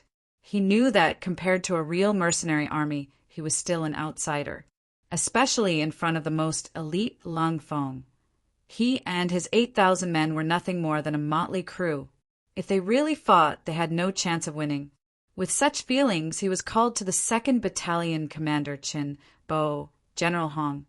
The opportunity to make a contribution has come. The 6th young master said that you and I should work together to kill our way into Hanoi City and take control of the places where the rations are stored. Oh, right, you should be very familiar with the geography of the city. Hearing that there was a battle to fight, Hong Jin became very excited. Although he knew that using him now was mostly to be used as a shield and that there would be a lot of casualties, it was better to be useful than useless. At that moment, he imitated the mercenaries and stood at attention. He saluted and said, "Don't worry, Battalion Commander Chin. I am very familiar with the situation in Hanoi City. I also know where the rations are stored. I even know where the rations are stored. You only need to bring your men and follow behind me." Chin Bo was very happy that Hong Jin was so considerate. "Very good. Then I will rely on you, General Hong. When this is done, I will definitely ask the 6th young master to reward you." "Thank you for your guidance, Battalion Commander Chin." Hong Jin was waiting for the sentence. After saying this, he chuckled. With Hong Jin's guarantee and lead, the 8,000 Jiaoji mercenaries tied a white towel on their right arm. After that, the army quickly entered Hanoi City from the East City Gate. Behind them were 7 battalions, with the 2nd Battalion of Lung Feng as the main force. There were close to 3,000 soldiers in total. A total of 11,000 people suddenly appeared and launched a fierce attack on Hanoi City. The originally balanced situation instantly went out of control. It was true that the mercenaries had taken down the East City Gate Tower, but due to the lack of manpower, they were still in a defensive state. This caused the Jiaoji soldiers to slowly let down their guard. In their eyes, it was already a good thing that they did not initiate an attack. Why would the enemy dare to take the initiative to find trouble with them? With such an arrogant attitude, the sudden appearance of more than 10,000 mercenaries caught the Jiaoji army in the city off guard. After that, the two sides engaged in a chaotic battle for more than 2 hours. In the end, when Chen Bo led the real mercenaries to appear, the battle became one-sided. The Jiaoji soldiers were defeated. In just the beginning of the battle, the Jiaoji mercenaries lost 2,000 men and injured 1,000. The Jiaoji soldiers suffered even more losses. The corpses and blood on the ground proved everything. You did well. There are always casualties in war. However, these deaths are valuable. Chin Bo was afraid that Hong Jin would be heartbroken over the loss. He walked over and patted Hong Jin's shoulder, encouraging him. "I am fine. Don't worry, Battalion Commander Chin. Next, we can charge to the 3rd Street in the west. There is a granary in the city there. Hong Jin shook his head and chuckled. Speaking of which, Chenbo was overly worried. Just as he had said, how could there be no deaths in a war? Often, in a big war, even if the winning side lost thousands or tens of thousands of people, it was an extremely normal thing. Only the mercenaries would suffer a huge loss if they lost a few hundred men. Therefore, Hong Jin did not care about such a small loss. Moreover, these people had just joined him. They did not have any feelings for each other. If they died, they died. In any case, he could continue to recruit soldiers in the future, as long as he gained Yang Qindong's trust. He would not have to worry about the source of soldiers. Hong Jin did not have to worry about this. He became the king of Li. Originally, the 2 days he gave the officials was a little rushed. This caused chaos in some places. However, who would have thought that the mercenaries would take the initiative to attack? This made his so-called 2 days even more tense. He even felt that it was not enough. Pass down my orders. Immediately send 20,000 men to suppress the mercenaries. We must suppress the mercenaries' attack. Li shouted to the generals in the palace. When he turned around and left the palace, he ordered the people in the palace to quickly leave the city with him. Take what you can take, and don't take what you can't take. Just hide them. He firmly believed that there would be a day when he would return. 20,000 men were sent out. However, they had lost their fighting spirit. How could they be a match for the mercenaries who were desperately looking for people to fight? After a few small-scale chaos, thousands of corpses were left behind. The Jiaoji army in the city fought as they retreated. Most of them gathered around the west city gate. If they really wanted to cut off the Jiaoji army's retreat, it would be a bloody and bitter battle. For the sake of their only retreat, the Jiaoji army would not give up easily. In the end, both sides would suffer great losses. However, Chenbo's goal was not to cut off the Jiaoji army's retreat. They wanted more food. Since everyone's goals were different, there were fewer conflicts. In the end, after 2 days, the Jiaoji royal family, the officials, and the nobles all left Haniai. Chenbo and the others also managed to snatch 2 granaries of food as they wished, as well as the food stored by some of the larger families. The logistics department had already done the calculations. This amount of food was enough to feed an army of 300,000 for a year. With food, Yang Qindong's heart could be at ease. While praising Chenbo for completing his mission, he also called Hong Jin over and allowed him to expand the Jiaoji mercenaries in the city. Of course, the military strength was still 30,000. Most of the nobles in Jiaoji had fled, but most of the commoners did not. Their ancestral property was here. If they really fled, they did not know where they could go or what they could do. As such, they were like criminals waiting to be judged, waiting in their own homes.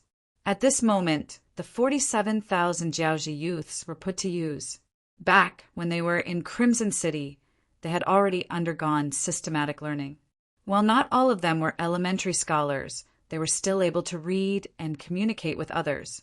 After arriving at Beidai City, they were met by Yang Qindong a few times and had a few lectures. As such, they knew what to do next. Now that it was time to send them to work, under the protection of the Jiaoji mercenaries, the auxiliary mercenaries, and temporary auxiliary soldiers, they began to roam the streets. The tasks that these youths had to do were simple and even crude. They would explain the policies of the mercenaries to the commoners. They would tell them that as long as they lived like before, farming and doing business, no one would make things difficult for them. The mercenaries would even sell some of the food to them to ensure that they had enough to eat.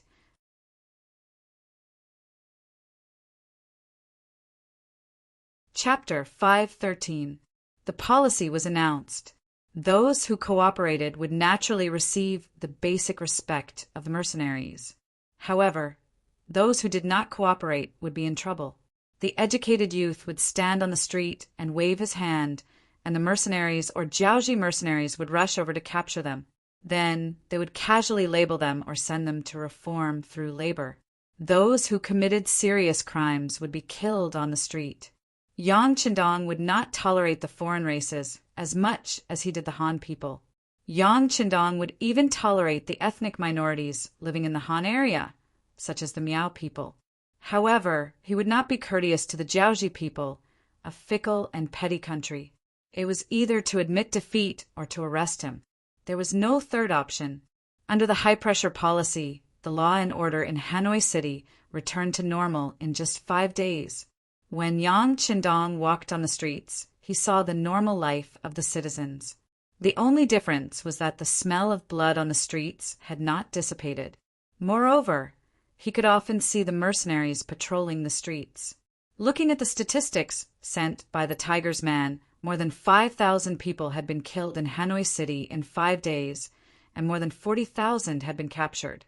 Hanoi City, which originally had 300,000 citizens, was now left with only 250,000 people.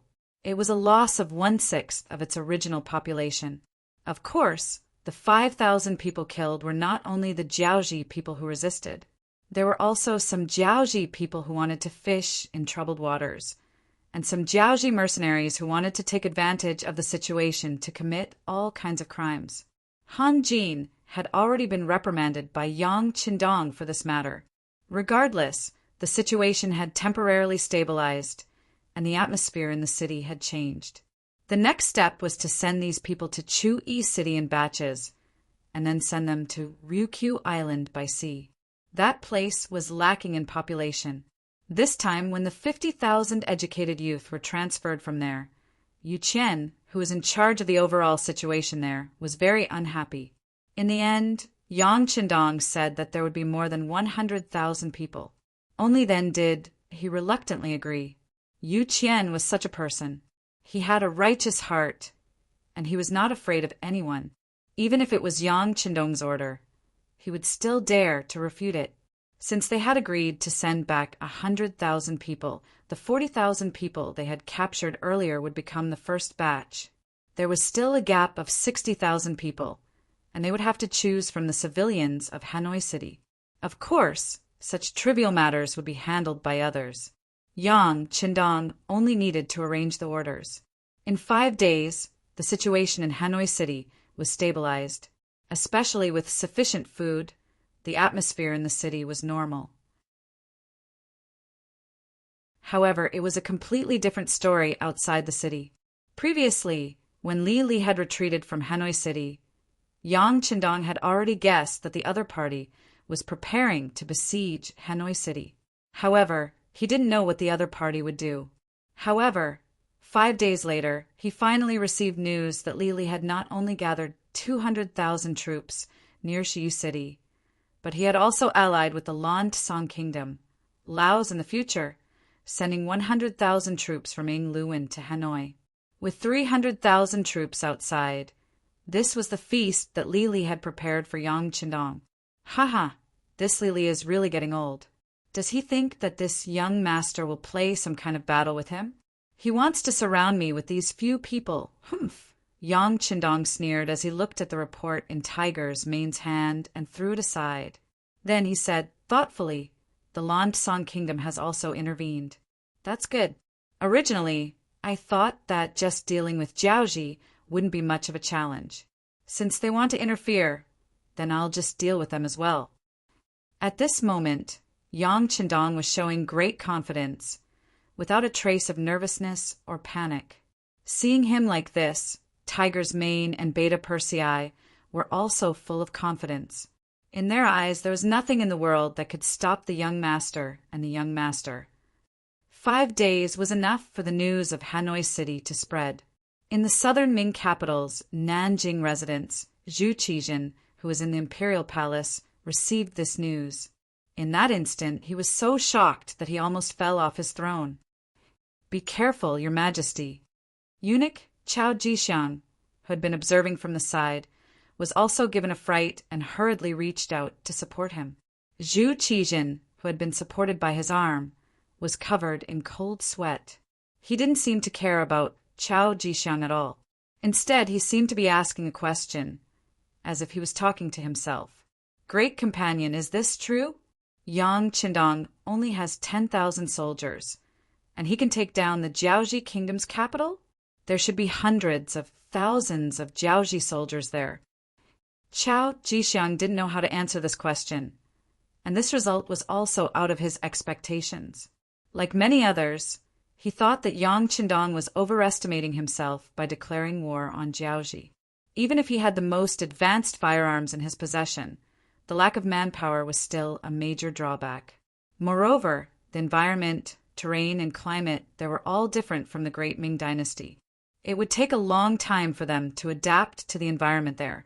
It was just like when the Great Ming had sent troops to Jiaoji. They had been quite aggressive, but because many of them couldn't adapt to the environment, they had lost a lot of soldiers and they couldn't do much. With this as an example, the mercenaries wouldn't fare much better. Who knew that the mercenaries would be so ferocious and be able to kill their way into the Great Ming's capital in such a short period of time and even succeed? Even King Li, who was not to be trifled with, had no choice but to retreat. Moreover, according to the reports, this old king had been forced to ally with the Lansang kingdom to defend against the Great Ming's forces. Only then had he been able to stand firm.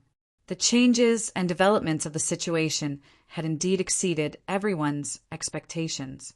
This was why Zhu Qijin was so shocked, but this was within reason. It took a while for Zhu Qijin's expression to return to normal, but the fear in his heart did not lessen. Since Yang Qindong could force Jiaoji to suffer defeat after defeat, what would happen if he fought with the southern Ming army? He didn't dare to think about it. Zhu Qijin felt some regret. If he had known this would happen, he wouldn't have given Yang Qindong a chance to attack Jiaoji. At that time, he had wanted to weaken the Great Ming's strength, but now it seemed that he was strengthening the Great Ming's strength. After all, if an army wanted to develop, it was like a flower seedling wanting to grow. First, it had to find a suitable soil. Whether it was in the southern Ming or Bai Ming, there was no such soil for mercenaries to grow. With so many restrictions, it was easy to imagine how difficult it would be for an army to develop. However, once they went out, it would be different. The reports had clearly stated that the captured Chu Yi and Beatty cities of Jiaoji were being managed by mercenaries. This meant that they had a certain foundation. If they were allowed to develop, the consequences would be unimaginable. After all, just 10,000 mercenaries were able to force the Jiaoji army to retreat. Once this army's numbers continued to increase, what would happen? Wouldn't that mean that one day the Great Ming Empire wouldn't be a match for them and would be in great danger? When he thought about how this danger was caused by him, it would be strange if Zhu Qijin's expression was good. This won't do. We can't let them develop any further. Pass down my decree. Have Lu Deshang immediately come to an agreement with Jiaoji.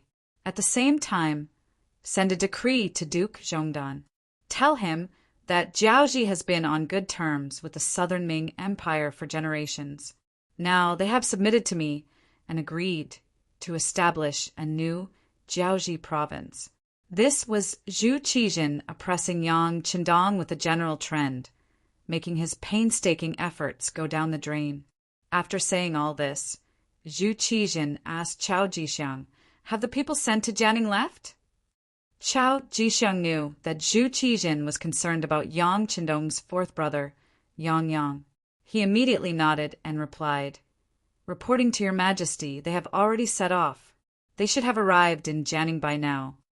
Zhu Qijin didn't say anything immediately. Instead, he closed his eyes and thought for a moment. When Zhu Qijin opened his eyes, a new idea had appeared. "Great friend, immediately send a trusted aide to Jianing. Inform them that they must treat Duke Zhongdan's fourth brother well. At the same time, they must invite him to Nanjing. I want to give him a high position. Temporarily, he will be the Minister Counselor of the Ministry of Works." The Minister Counselor of the Ministry of Works was a secondary class, rank 5 official position. In comparison, the position in the Ministry of Works wasn't an important position and didn't have much power. It was more symbolic. Previously, he sent people to Jianing to capture Yang Qindong. Although he didn't say what crime he would commit, Capturing Yang Qindong first was a form of intimidation. However, now that he suddenly gave Yang Qindong an official position, Chao Jixiang couldn't help but have another thought.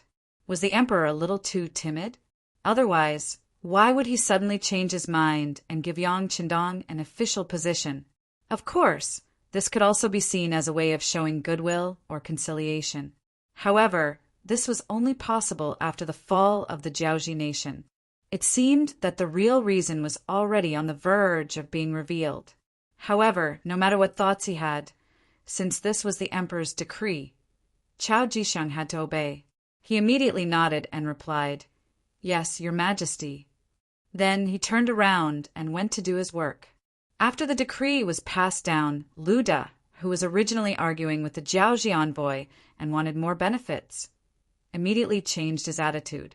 He expressed that he could ignore King Li Li's impudence and disrespect, referring to old Li Li wanting to marry the third princess of the Ming dynasty. As long as they really submitted to the great Ming dynasty, paid tribute every year, called themselves Jiaoji province, and sent troops to suppress the rebellion behind King Min and King Shiping, then the southern Ming dynasty could order Duke Zhongdan to withdraw his troops.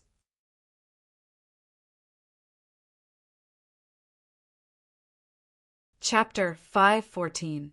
The Jiaoji envoy had also received the news that the capital had fallen, and his heart was already in chaos. Now that Lu De was willing to take a step back, how could he not be grateful? He immediately expressed that Jiaoji was willing to submit, and he only hoped that the great Ming Duke would quickly withdraw his troops. After all, if this continued, Jiaoji would not be far from being destroyed. At that time, even if they withdrew their troops, it would not be King Li Li anymore. What was the difference between retreating and not retreating? Since the man had feelings for the woman, the agreement was quickly reached. Following this, the Jiaoji envoy and the great Ming envoy left Nanjing together, heading straight for Jiaoji. This was imperial power. In order to achieve their own selfish goals, they did not care about what the mercenaries had done, even if they were expanding the territory for the Han. 3 days later, the news that Yang Qindong had led the mercenaries to attack Jiaoji finally reached Baiming's capital. Similarly, substitute sect master Zhu Qiyu was shocked to the core.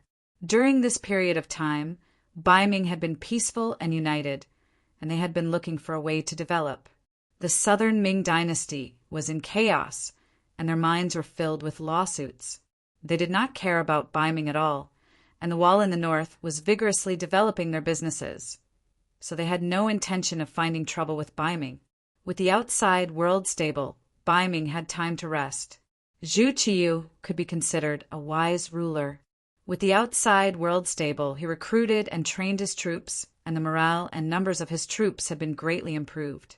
This was especially so after receiving the Type 81 automatic assault rifle from the mercenaries.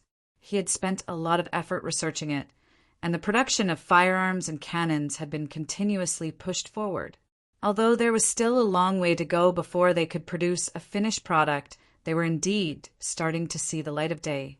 For example, they had already produced some ordinary cannons, and they had also begun to see the light of day in the structure of the Type 81 automatic assault rifle. It could be said that as long as they were given 1 or 2 more years, they might really be able to produce a Type 81 automatic assault rifle. This was the wisdom of the Han. As long as they were willing to put in the effort, there was nothing that could not be done. Just like in the future, it only took China a few decades to catch up with the most developed countries in the world economically. Although there was still a certain gap, it was obvious that the gap was getting smaller and smaller. All aspects of the work were on the right track, and Zhu Qiyu's throne was becoming more and more stable. At this moment, his thoughts were a little wild. He wondered if there was a chance to unify the northern and southern Ming dynasty and recreate the glory of the great Ming dynasty. However, in order to achieve this goal, there were some problems that had to be solved. One of the problems that needed to be solved was the problem of Yang Qindong. On one point, Zhu Qiyu and Zhu Qijin had the same idea. They were both somewhat afraid of the existence of Yang Qindong and the mercenaries behind him. Zhu Qiyu would never forget who was the one who forced Walla's army to retreat. He still remembered that at that time, when all the generals and soldiers under his command were helpless, it was Yang Qindong who took the initiative to stand up and easily made Walla retreat. At that time, Zhu Qiyu was still very grateful to Yang Qindong. If it was not for him, Ming would have long ceased to exist. It was because of this that he was given the title of Duke of Loyalty. Now, the northern Ming dynasty was at peace, but Yang Qindong's power and influence were getting bigger and bigger. This made Zhu Qiyu very tired of it. She even became a little worried about personal gains and losses. It was because of this that when Jining and the others proposed to send people to assassinate Yang Qindong, Zhu Qiyu did not stop them. Instead, he tacitly agreed to all of this. However, he never expected that even though he had sent out quite a few people, he still could not find a suitable opportunity. It seemed like this Duke of Loyalty also knew that he had offended too many people. Normally, his security measures were very good, making it difficult for others to make a move. Those who sent out people could not find a suitable opportunity. Fortunately, Yang Qindong actually took the initiative to send troops to Jiaoji. When he first received this news, Zhu Qiyu was overjoyed. He thought that this was because some people were overconfident. However, who would have thought that Jiaoji, which the great Ming had no choice but to give up by force, would actually be forcefully opened up by Yang Qindong and his mercenaries? Not only that, they even occupied the capital. He originally thought that Yang Qindong was in great danger, and that he might even be defeated and killed without him making a move. Zhu Qiyu began to make preparations to take over the immortal abode and realm beyond heaven. This was especially true of the Yang family's bank. The amount of money in there was already enough to make Zhu Qiyu drool. This was something that couldn't be helped. Many merchants who had business dealings with the realm beyond heaven had to first deposit their money with the Yang family's bank. They could only do business with the bank's banknotes. This was not only the case for ordinary merchants of the Great Ming. Even the merchants of the Walla had to follow the same rules. This greatly increased the scale and influence of the Yang family's bank. The amount of gold and silver deposited there exceeded 40 million taels, enough to surpass the amount of money in Ming's national treasury. Zhu Qiyu had always been watching the development of the Yang family's bank with the cold eye of a bystander. He was only waiting for the right opportunity to take over the bank. When news of Yang Qindong's mercenaries entering Jiaoji arrived, he believed that the opportunity had arrived. He had sent out quite a few people to keep an eye on the Yang family's bank, precisely to prevent them from suddenly transferring their money. However, not only had Yang Qindong not been defeated in Jiaoji, he had even won one battle after another. This made Zhu Qiyu's originally blazing heart feel as if it had been doused with cold water, instantly cooling down. Emperor Daizong was naturally drenched in cold sweat. If he really had been impatient and taken the Yang family's bank for himself, wouldn't he have offended Yang Qindong to the extreme? If that had happened, Ming would have been in deep trouble. Putting aside whether or not Zhu Qiyu truly feared Yang Qindong, at the very least, he didn't want to fight with him right now. At the very least, before his new army was fully trained and firearms were manufactured, he needed to develop steadily, pass down the decree, have those keeping an eye on the Yang family's bank, the realm beyond heaven, the immortal abode, and the Yang family manor withdraw. Zhu Qiyu's expression was somewhat unsightly. His voice was somewhat weak as he spoke to the head, eunuch Jining. "Your Majesty, should we send them all back? Or should we leave half of our men to keep an eye on them? After all, the situation in Jiaoji is constantly changing. Moreover, news has come from the southern Ming Empire that Emperor Yingzong has already taken action to prevent the Duke of Loyalty from interfering in Jiaoji's war." Jining asked carefully. Of course, he was also voicing his own suggestions. When Zhu Qiyu thought of the news from the southern Ming Empire, he couldn't help but nod. Even so, there's no need to leave half of our men behind. Just leave a small portion to keep an eye on them. In any case, don't draw their ire for now. This subject understands. Jining nodded, then silently withdrew. In less than half a day, the people keeping an eye on Yang Qindong's businesses in the capital had all disappeared. It was as if they had never been there, blending into the sea of people and disappearing without a trace. 15 li south of the capital, in the Yang family manor, a carriage sped through the gates. Even though Yang Qindong had already left the Yang family manor for several months, the security here was still very high. Even this carriage, bearing the Yang family's banner, had to go through at least 3 security checks before it was allowed to enter the manor. As soon as it entered the Yang family manor, the sound of reading could be heard from afar. It was the sound coming from the Yang family academy. After spending enough money, Yang Qindong had hired a few scholars to teach here. Other than them, Yang Qindong students like Wang Si had also stayed here to become teachers, continuing to spread the ideology of the Yang family. The carriage stopped in front of the inner courtyard of the Yang family manor. Then, a fat man walked out from within. "Young Master Fu, second madam is waiting for you in the main hall of the front courtyard. Please follow me." The person who welcomed him was Yang Si, one of the main pillars that Yang Qindong had left behind. The person who was called Young Master Fu was naturally Yang Qindong's cousin, Yang Fu. He was already the person in charge of the Yang family's business. His body was much fatter than when he was in Jianing Prefecture, but at the same time he had the aura of a superior. Thinking about it, even Walla merchants couldn't help but flatter him when they saw him. He was an existence that didn't dare to offend. In this kind of environment, he naturally had a powerful aura. However, this aura was only useful in the business world. Speaking of which, when he came to the Yang family manor, he restrained it as much as he could. At this moment, he was smiling kindly at Yang Si. "Then I'll have to trouble brother Yang Si." Yang Fu was here to see second Madame Qiaoyin. This personal servant who had followed the 6th young master since Yang was taken in as a concubine and stayed in the Yang family manor, became Yang Qindong's representative. Every once in a while, a person in power like Yang Qindong would come to report on the situation at hand. Then the second madam would send someone to gather the information and send it to Yang Qindong, who was far away in the southern Ming Empire. "Young Master Fu, you're welcome." Yang Si also smiled and said. Then the two of them walked into the manor, one in front of the other. Brother Yang Si, the 6th young master, won the battle in Jiaoji. Even those ignorant people in the vicinity have lessened by a lot. Just thinking about it makes me happy. Yang Fu walked into the courtyard with his somewhat heavy body while expressing his good mood. Yes, some people just don't learn from their mistakes. If the 6th young master was here, they wouldn't have the chance to show themselves. Now that they've left, they must have been frightened.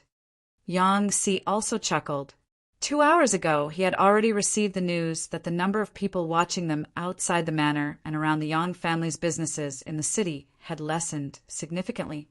This made Yang Si let out a long sigh of relief, and at the same time felt the burden on his shoulders lighten.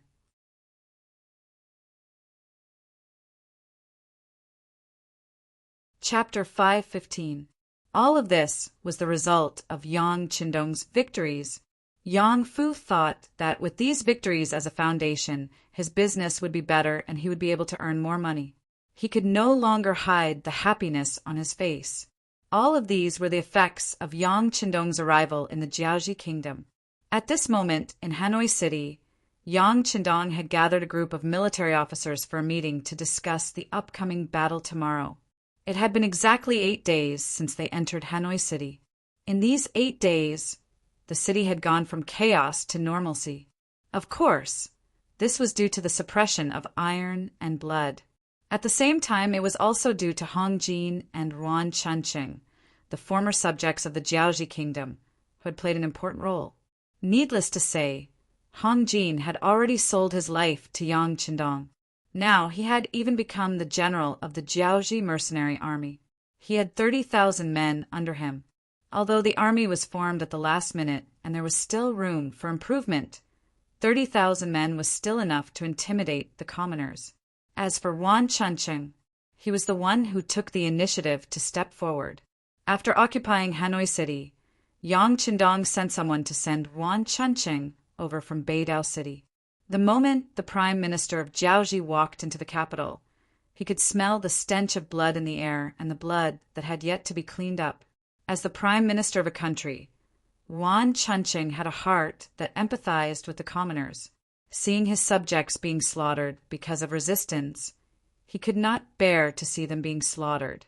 He took the initiative to ask Yang Qindong that he was willing to work with the commoners of Jiaoji to make them more obedient. Yang Qindong was naturally satisfied with Yuan Chuncheng's initiative. He immediately put him and Hong Jin in charge of public security and the people's well-being. Needless to say, using foreigners to control foreigners was very effective. Many of the unsettled citizens of Jiaoji calmed down under the guidance of their countrymen, and the security in the city began to improve. In addition, a large number of adult males were recruited into the Jiaoji mercenary army, and a portion of them were separated and brought to Ryukyu Island via Beidai City and Shui City. As a result, the unstable aura in the city was suppressed. Naturally, there were still opposing forces. After all, there were more than 200,000 Jiaoji citizens in the city. However, the 47,000 cultured youths of Crimson City were not just for show. They roamed the streets and alleys every day, using their glib tongues to persuade the people of Jiaoji whenever they saw them. For ordinary people, this kind of lobbying was very effective. They valued their own lives more than anything else. As for who would rule over them, there were very few people who would risk their lives to resist under the general trend. It had to be said that slavery existed in any country and region. Now that the law and order in the city had been stabilized, the next thing to do was to fend off outsiders. Today, the military officers were called over to make a decision on the next step of the military plan. All the military camps above the company level and auxiliary battalion level were allowed to participate in today's military meeting. The meeting was held in the Palace Hall of Jiaoji. The hall was spacious enough that it was still somewhat empty, even with dozens of officials present. Yang Qindong was naturally seated at the head of the table. On his left was Tiger's Mane, and on his right was Beta Persei. This made his identity stand out even more. In fact, this time he was facing his own people. Logically speaking, Yang Qindong did not have to put on airs. However, as the Yang family's army grew stronger, the concept of hierarchy naturally became more and more rigid. Based on the idea of a combination of political and military orders, if an army wanted to develop, there could be many ideas, but in the end, there could only be one voice. Otherwise, such an army would sooner or later encounter a huge problem. Sitting at the head of the table, Yang Qindong was analyzing the current situation for the military officers who came to participate in the meeting. Jiaoji's capital has been taken down by us. I'm sure it must be shocking. As soon as this sentence was said, there was a burst of laughter from below. It was obvious that everyone was laughing with pride. Yang Qindong also laughed. In his opinion, since they had done something to be proud of, why couldn't they laugh with pride? Therefore, he accompanied everyone and laughed for a while. When he felt the laughter gradually die down, he put away his smile and said seriously, "But just taking down a capital is far from enough. This is only the first step in our journey to the outside world. If everyone is satisfied now, I have to say that there will be many things that can satisfy you in the future. But I wonder if everyone wants to maintain the current situation? Or do you want to make new contributions until one day your names resound throughout the world and be admired and worshipped by future generations? Make new contributions." Almost everyone said in unison. It was obvious that everyone was not satisfied, especially after the process of achieving victory was not difficult. They naturally wanted to make more contributions. It would be best if they could leave a heavy mark in the history books. Fame and fortune had always been what people pursued. Even professional soldiers were no exception. All right, since that is the case, I'm sure everyone has rested enough. Let's discuss how to fight our way out tomorrow and make new contributions. Yang Qindong was waiting for everyone to say this. Since everyone's opinions were unified, he would not be polite. He stood up and walked to the sand table of Jiaoji's military terrain. Then he pointed at the sand table with a wooden stick and said, "Scouts report that in the northwest of Hanoi, Shiyu City, a total of 250,000 Jiaoji soldiers are gathered there. Among them, there are the elite elephant soldiers and the black soldiers who just returned from Langsun. Their combat strength is estimated to be at level 2. With a wave of his right hand, he pointed at Yinglu City west of Hanoi and continued, "There are 100,000 reinforcements from the Lansong Kingdom stationed there. The general leading them is called La Ti. His ability is average. The quality of his troops is also average. Their combat strength is estimated to be at level 3. Su Yunsheng, you tell us about La Ti's personal information and the details of the Jiaoji army."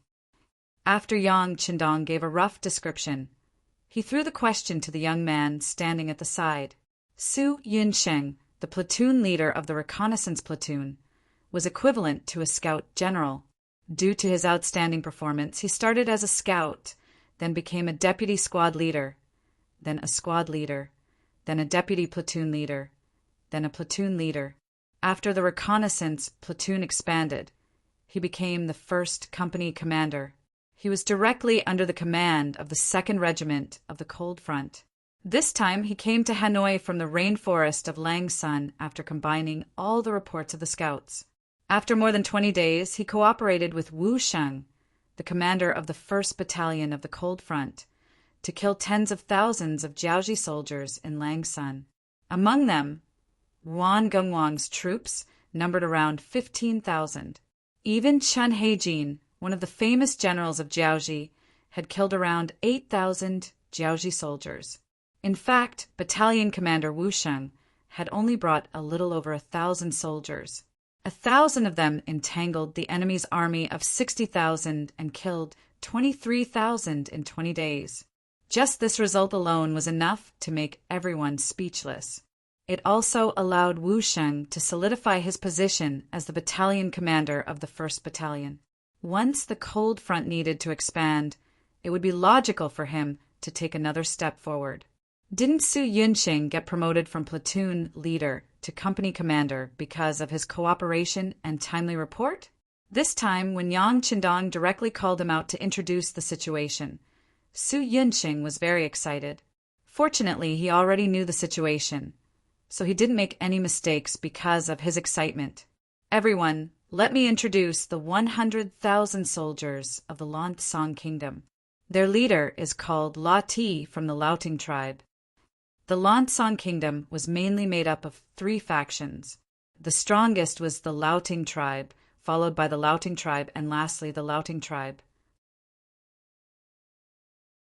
This time, King Lili had ceded Lurong, Siwan, and Renan prefectures in Jiaoji to request for the Lansong Kingdom to send reinforcements.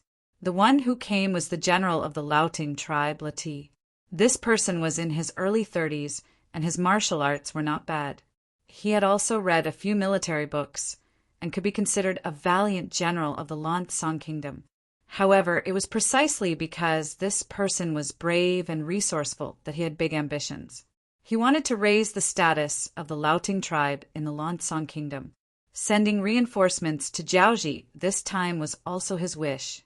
He wanted to perform well and get on the good side of King Lili. For this reason, even though they were nominally the Liaoting tribe of the Great Ming dynasty, they still sent reinforcements without the Great Ming Emperor's orders. Not only did they send out 100,000 soldiers, they also used the resources of the Liaoting tribe. Among them, there were 5,000 cavalrymen and 5,000 master archers.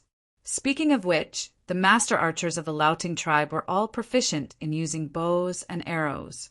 Not only could they easily shoot arrows up to 100 meters away, they could also hit their targets. They were quite capable. Of course, A general like this, who had always wanted something, was also his weakness. If he did well, he could become a weak point that could be attacked. Back to the Jiaoji army. After General Chen Heijin's black soldiers received King Li Li's order to retreat to Shiyu City, the number of Jiaoji army soldiers there had reached 250,000. Just the elite soldiers alone numbered 100,000. Among them were 20,000 elephant soldiers, 25,000 black soldiers, 20,000 crown soldiers, and 35,000 king's guards. This was especially true for the king's guards. Their shield bearers were equipped with iron shields forged from fine iron. In addition, they also had 10 iron carriages that could be moved at any time. Although they were too cumbersome and moved a little slowly, to an ordinary army, they could be considered as having a body of diamond and were difficult to break through.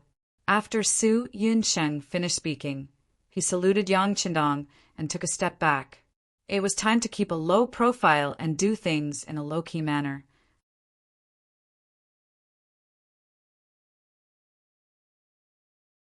Chapter 516. Following Su Yunsheng's detailed explanation of the enemy's strength, the officers below began to whisper to each other. For example, 2nd Battalion Commander Qin Bo and 3rd Battalion Commander Kong Chuanxin were exchanging opinions with their subordinates from time to time. Obviously, they were already considering how to fight. After allowing the officers to discuss for the time it took to brew a cup of tea, Yang Qindong put down the teacup in his hand and calmly sat down on the chair. How is it? Does anyone have any good ideas? In ancient times, when a general went to war, he would usually discuss with a few of his close subordinates before deciding on the battle plan. After gathering everyone together, he would immediately announce the battle plan. This was the fastest way to achieve results. Otherwise, if he really gathered all the Kiliarchs and Centurions together for a discussion, it would be difficult to achieve any results. Furthermore, the ancient army seemed to be used to obeying orders. Usually, whatever the higher-ups said, the subordinates would act accordingly. If they were really asked to come up with ideas or use their brains, most of them would be uncultured people.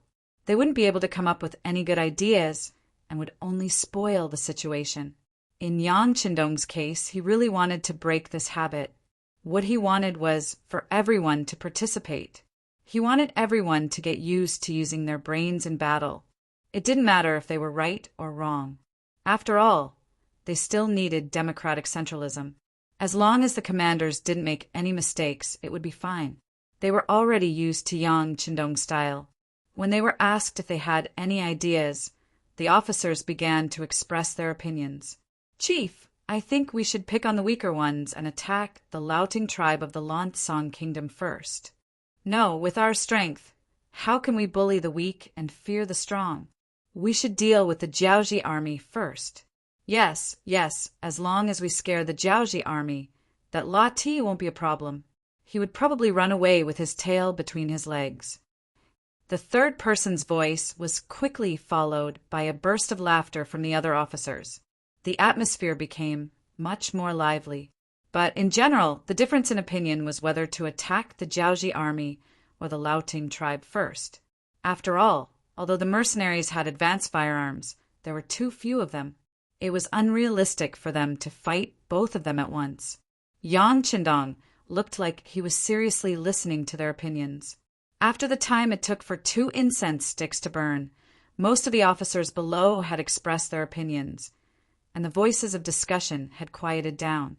He cleared his throat and turned to look at Cold Front 2nd Battalion's Battalion Commander Qin Bo. Battalion Commander Qin, I didn't see you say anything earlier. What do you think? Qin Bo, whose name was called, stood up from his seat. His eyes were not focused. Obviously, he was still thinking about the problem. Qin Bo was called Confucian General by Yang Qindong. This was because he was different from the other officers in terms of height and strength.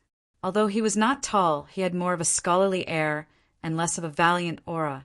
Perhaps this had something to do with his love of reading. Because he loved reading, he liked to think more when he encountered problems. He was always willing to ask more questions or make more hypotheses. Just like earlier, he was constantly making hypotheses until Yang Qindong called him to stand up. Then his thoughts started to come together. Sixth young master, if it were up to me, I would prefer to beat the Liaoting tribe into submission first. After all, it shouldn't be too difficult to deal with them. Otherwise, we won't be able to deal with the Jiaoji army with our full strength. Also, we won't be able to get used to having someone watching us from behind. Then do you have any ideas? Looking at Chen Bo, Yang Qindong had an intuition that he should have thought of a plan to retreat. As expected, Chen Bo quickly nodded his head and said, "Sixth young master, this is what I think. Since they took the initiative to become enemies with us mercenaries, it's not enough to just teach them a lesson. Instead, we should completely defeat them. It would be best if we could wipe them all out and let them remember this lesson. From then on, whenever we mention the name of mercenaries, they would feel their entire body tremble. Only this way can we warn the future generations and let them know what kind of attitude they should maintain when facing us again." After Chen Bo said these words, it gave Yang Qindong a feeling that he was planning something big. It was not difficult for him to be curious and said, "Go on. Sixth young master, what do you think? Isn't the Navy attacking Sunan County from Jiuzhen County? I heard that the progress is very smooth. Then, can you let them make a stance? Let's make it look like they are marching towards the Lansong Kingdom from the Changshan mountain range. We just need to make a big commotion. Presumably, if the commotion is enough, they will definitely return to their country for the sake of their own safety. At that time, we can attack them halfway and achieve twice the result with half the effort." Taking the initiative to walk in front of the sand table, Chen Bo explained his idea in detail. Then, he looked at Yang Qindong with an expectant look. Yang Qindong was also interested in Chen Bo's idea. To be honest, it's only 100,000 Laotian soldiers. They don't really pose a threat to Yang Qindong. If he really needs to pacify the Jiaoji army, he can just lead the army to the west. It won't be difficult to kill the Laotian soldiers. So what he wants to do is to intercept the Laotian soldiers halfway and deal with them. But if he really does that, the most he can do is to chase them away. If he wants to hurt them, it will be a bit difficult. On the contrary, Chen Bo's plan was completely different. First, he would mobilize them, and then intercept them when they had no choice but to retreat. In this way, it was possible to achieve the possibility of seriously injuring the enemy, or even annihilating the enemy. Moreover, by waiting for the exhausted enemy to arrive, the price to pay would only be smaller. As for the need to mobilize the Navy, that is even less of a problem. Didn't Chen Bo just say it? They just need to make a commotion. There is no need to really send out troops. Okay, I will leave this matter to the 2nd Battalion. How many troops do you need? Yang Qindong quickly made a decision. This is how a commander is. Being indecisive will often lead to chaos. Moreover, even if this plan doesn't work, he won't lose anything. He will just treat it as a long-range training for the army. Seeing that Yang Qindong agreed, Chen Bo was also very excited. Previously, when the 3rd Battalion commander Kong Chuanqin took down the capital of Jiaoji, Hanoi, he was very envious. Although he also took down Beidai City, it was a defenseless city compared to Kong Chuanqin. He didn't even fire a few shots. The sense of accomplishment was too small. But if he can take down 100,000 Laotian soldiers, it will be completely different. That will be a real military merit. 6th young master, if possible, other than the 2nd Battalion, I would like to mobilize 2 auxiliary battalions, 5 temporary auxiliary battalions, and 10,000 Jiaoji mercenaries. After saying this, Chen Bo also purposely explained, I want to take down all 100,000 Laotian soldiers. If the number is too small, I am afraid that I can only defeat and cripple them, but not all of them. Approved. Yang Qindong nodded decisively. Chen Bo's request was not low, but it also proved his confidence. Just as he said, if they wanted to take down 100,000 Laotian soldiers, It would be impossible if the number was too small. Thank you, sixth young master. Don't worry if I can't take down 100,000 Laotian soldiers this time. I will start from scratch, seeing how much Yang Qindong trusted him, Qinbo said emotionally. He was probably the first person other than Yang Qindong to lead 10,000 Laotian soldiers to battle, so it was normal for him to be emotional. With Qinbo's promise, the other officers who wanted to fight for a chance all shut their mouths. This was especially true for 3rd Battalion Commander Kong Chuanqin. He didn't want to fall behind others. Since 2nd Battalion Commander Qin Bo could do this well, why couldn't he? Although he didn't quite understand the specific battle plan of the other party, as long as he had the idea, he could study the details later. However, all of this changed after hearing Qinbo's promise. Compared to Qinbo's courage and willingness to stake everything on a single throw, Kong Chuanqin was much less confident. With the plan to deal with the 100,000 Laotian soldiers, the following meeting was much simpler. Yang Qindong announced that other than leaving behind 2,000 Jiaoji mercenaries and 1 auxiliary camp to defend Hanoi City, the rest of the 20,000-plus troops would set out for Shiyu City the next morning. He wanted to make a show of an all-out attack, luring the 100,000 Laotian troops under Ithi so to send out their troops. After the meeting, Recon Company Commander Su Changxing sent out scouts towards Rinan Prefecture, informing Nietong to send out a portion of his men to cross the Changshan Mountains and attack the Lansong Kingdom. After resting for 8 days, the mercenaries left from the north gate of Hanoi City with renewed vigor the next morning. They headed straight for Shiyu City, which was less than 200 miles away. The commander was naturally Yang Qindong. Beside him was the 2nd Regiment Commander of Lung Fong Luopa. However, this regiment commander was a little pitiful, as he only had a 3rd Battalion, a regiment commander, and a regiment commander left. Even so, they were still the main force.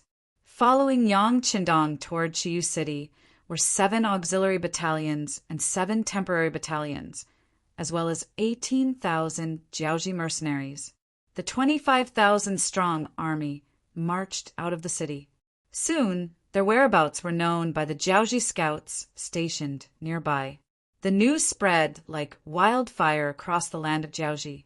A war to defend and a war to wipe out a nation was about to begin. On the same night that Yang Qindong led the army out of the north gate, the west gate of Hanoi City opened from the inside. Chen Bo brought his 2nd Battalion, 2 auxiliary battalions, 5 temporary battalions, and 10,000 Jiaoji mercenaries led by General Hong Jin out of the city, disappearing into the darkness. In order to complete the mission better, Chen Bo requested for General Hong Jin to come over. After all, the 10,000 Jiaoji mercenaries had played a huge role in keeping the 100,000 Laotian soldiers in Jiaoji. If they did not have a good commander, how could they succeed?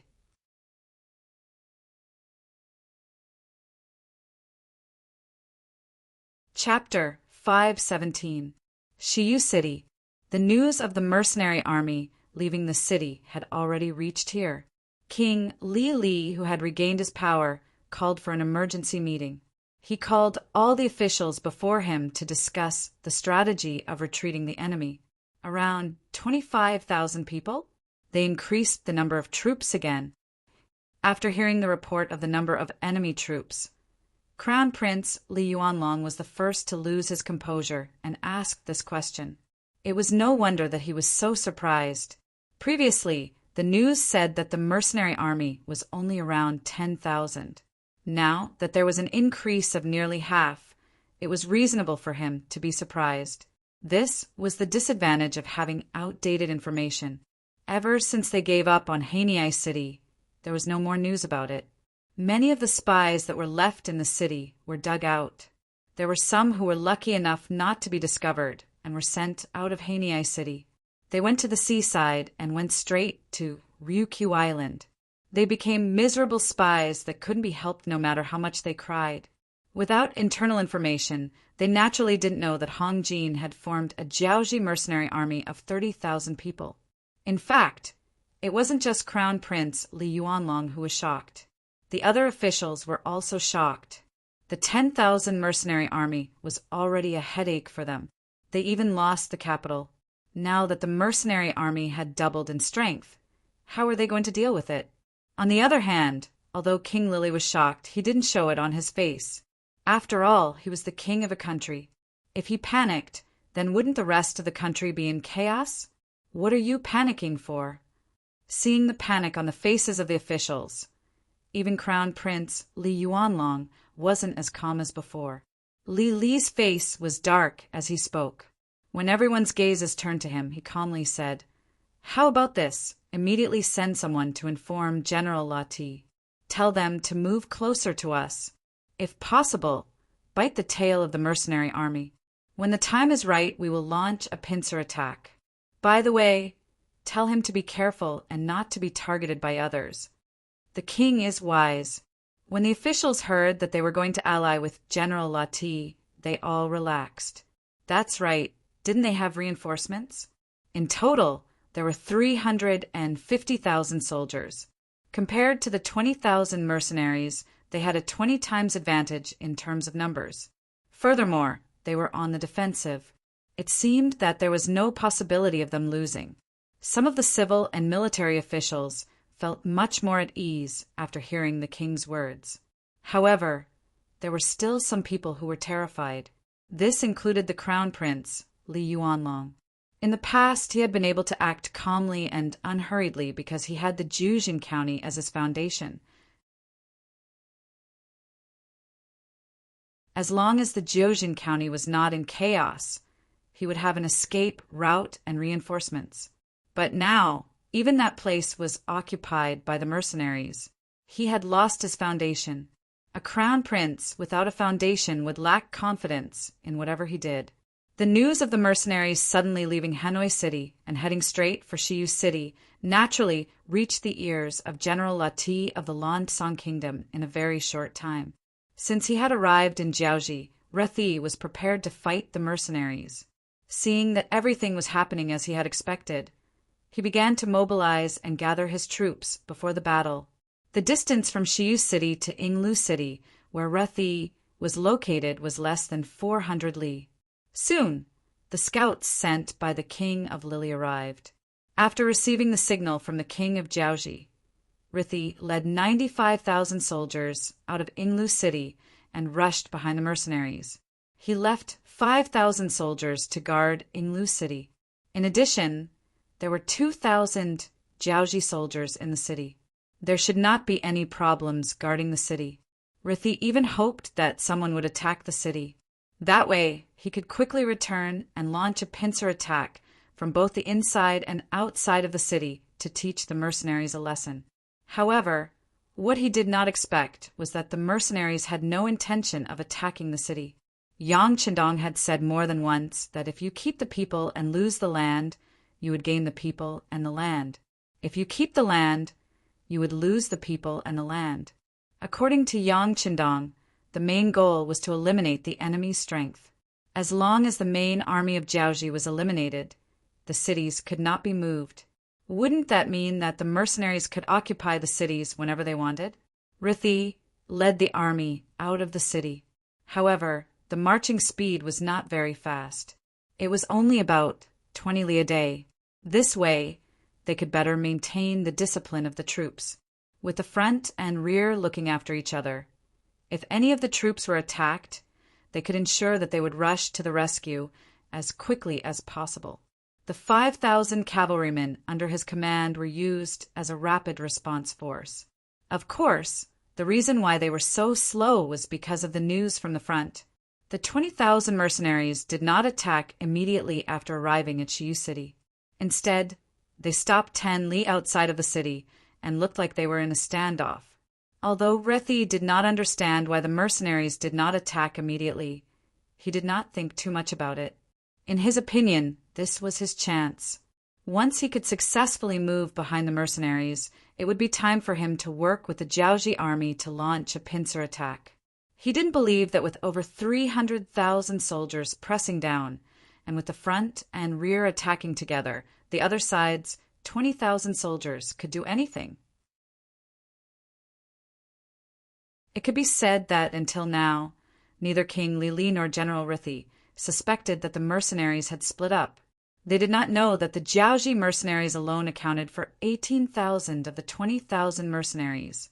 At the same time, the commander of the 2nd Marine Regiment, Niatong, received the order and led 2 battalions of soldiers towards the Changshan mountain range. Although there were not many soldiers, in order to create enough momentum, each squad raised a sun and moon flag of the great Ming dynasty. From afar, it looked like the flags were fluttering in the wind and the morale was high. The discovery of the mercenaries in the east of the Lan Tsang kingdom frightened the king of the Lan Tsang kingdom, Payasai. Payasai inherited his father's position and became the new king of Lan Tsang kingdom. Under his rule, the kingdom was considered stable. However, because the territory was too small, they could not find a good opportunity to expand. When the mercenaries suddenly appeared in Jiaoji, they took note of it. After all, Jiaoji was their neighbor, and their territory was not small. It had always been one of the goals that the Lan Tsang kingdom wanted to expand. Originally, they wanted to wait for the Jiaoji army and the mercenaries to fight to the point where both sides were heavily injured before they made a move. However, they did not expect that the small mercenaries would be so powerful and win consecutive battles. In the end, the Jiaoji army even lost their kingdom. If the 2 sides were evenly matched, a third party might have a chance. However, when one side could only take a beating, there would not be a chance to take advantage of the situation. Just as King Payasai was having a headache about how the mercenaries were so strong, King Lili's messenger arrived. He even brought a letter from the king of Jiaoji asking for help. In the letter, King Lili first expressed his sincere greetings to King Payasai and then pointed out that the situation in Jiaoji was not going well. He requested that the Lan Tsang kingdom send troops to help out on account of the fact that they had been neighbors for generations. He also promised that, after the war, he would give the 3 prefectures to the Lan Tsang kingdom. At the same time, he also said that the mercenaries were too strong. If they were not restrained, they would deal with the Lan Tsang kingdom the same way they dealt with the Jiaoji kingdom today. This was the logic behind the saying, "When the lips are cold, the teeth will die." King Lili's words made sense. In addition, the 3 prefectures could be given to the Lan Tsang kingdom. This was a good thing for the development of the Lan Tsang kingdom.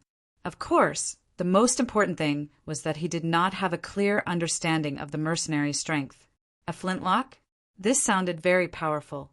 King Payasai, who had seen them before, started to look down on them. In his opinion, Jiaoji was the strength of a kingdom. It was impossible to conquer it with just 10,000 mercenaries. As time passed, they might even solve the problem themselves. If that was the case, the benefits of the 3 prefectures would be lost. Completely ignoring the word advanced in firearms, Payasai made a decision that he would regret for the rest of his life. He agreed to send 100,000 soldiers to support Jiaoji. Previously, the war happened within the borders of Jiaoji. No matter how intense the war was, King Payasai did not have any direct knowledge of it until he suddenly received news that the mercenaries had entered from the Long Mountain Range and were heading straight for the capital, Wansheng City. Furthermore, there was news from the front lines that a border patrol of 500 people encountered the mercenaries. However, in just one encounter, they were defeated and left behind 300 corpses. All of this was Commander Niatong's idea. In order to make the Lan Tsang kingdom afraid, not only did they have to advance with great fanfare, they also had to fight at least 2 battles. Although the navy could display their strength on the sea, this did not stop them from dealing with small groups of enemies on land. Just like this Lan Tsang kingdom patrol team, they were unlucky enough to become the target of the 2 cold front battalions. Under the 95 styles rotating guns, how could 500 people be a match? The sudden appearance of the mercenaries caused the upper echelons of the Lan Tsang kingdom to panic. Thinking that it was better to die than to die, King Payasai ordered General Lati to lead the troops back to the kingdom. The Lan Xang Kingdom's army of 95,000 people had advanced for 5 days. Initially, they were worried that the mercenaries would appear to intercept them. But now, they had advanced for 100 miles without encountering any enemies. General La Ti's alertness was constantly decreasing. He even began to consider whether he could speed up the march and attack the mercenaries with the Jiaoji army. Suddenly, the king's order arrived. You're tuning in to the Thunder Spear YouTube channel. Don't forget to subscribe and join us on this journey to catch the most captivating stories.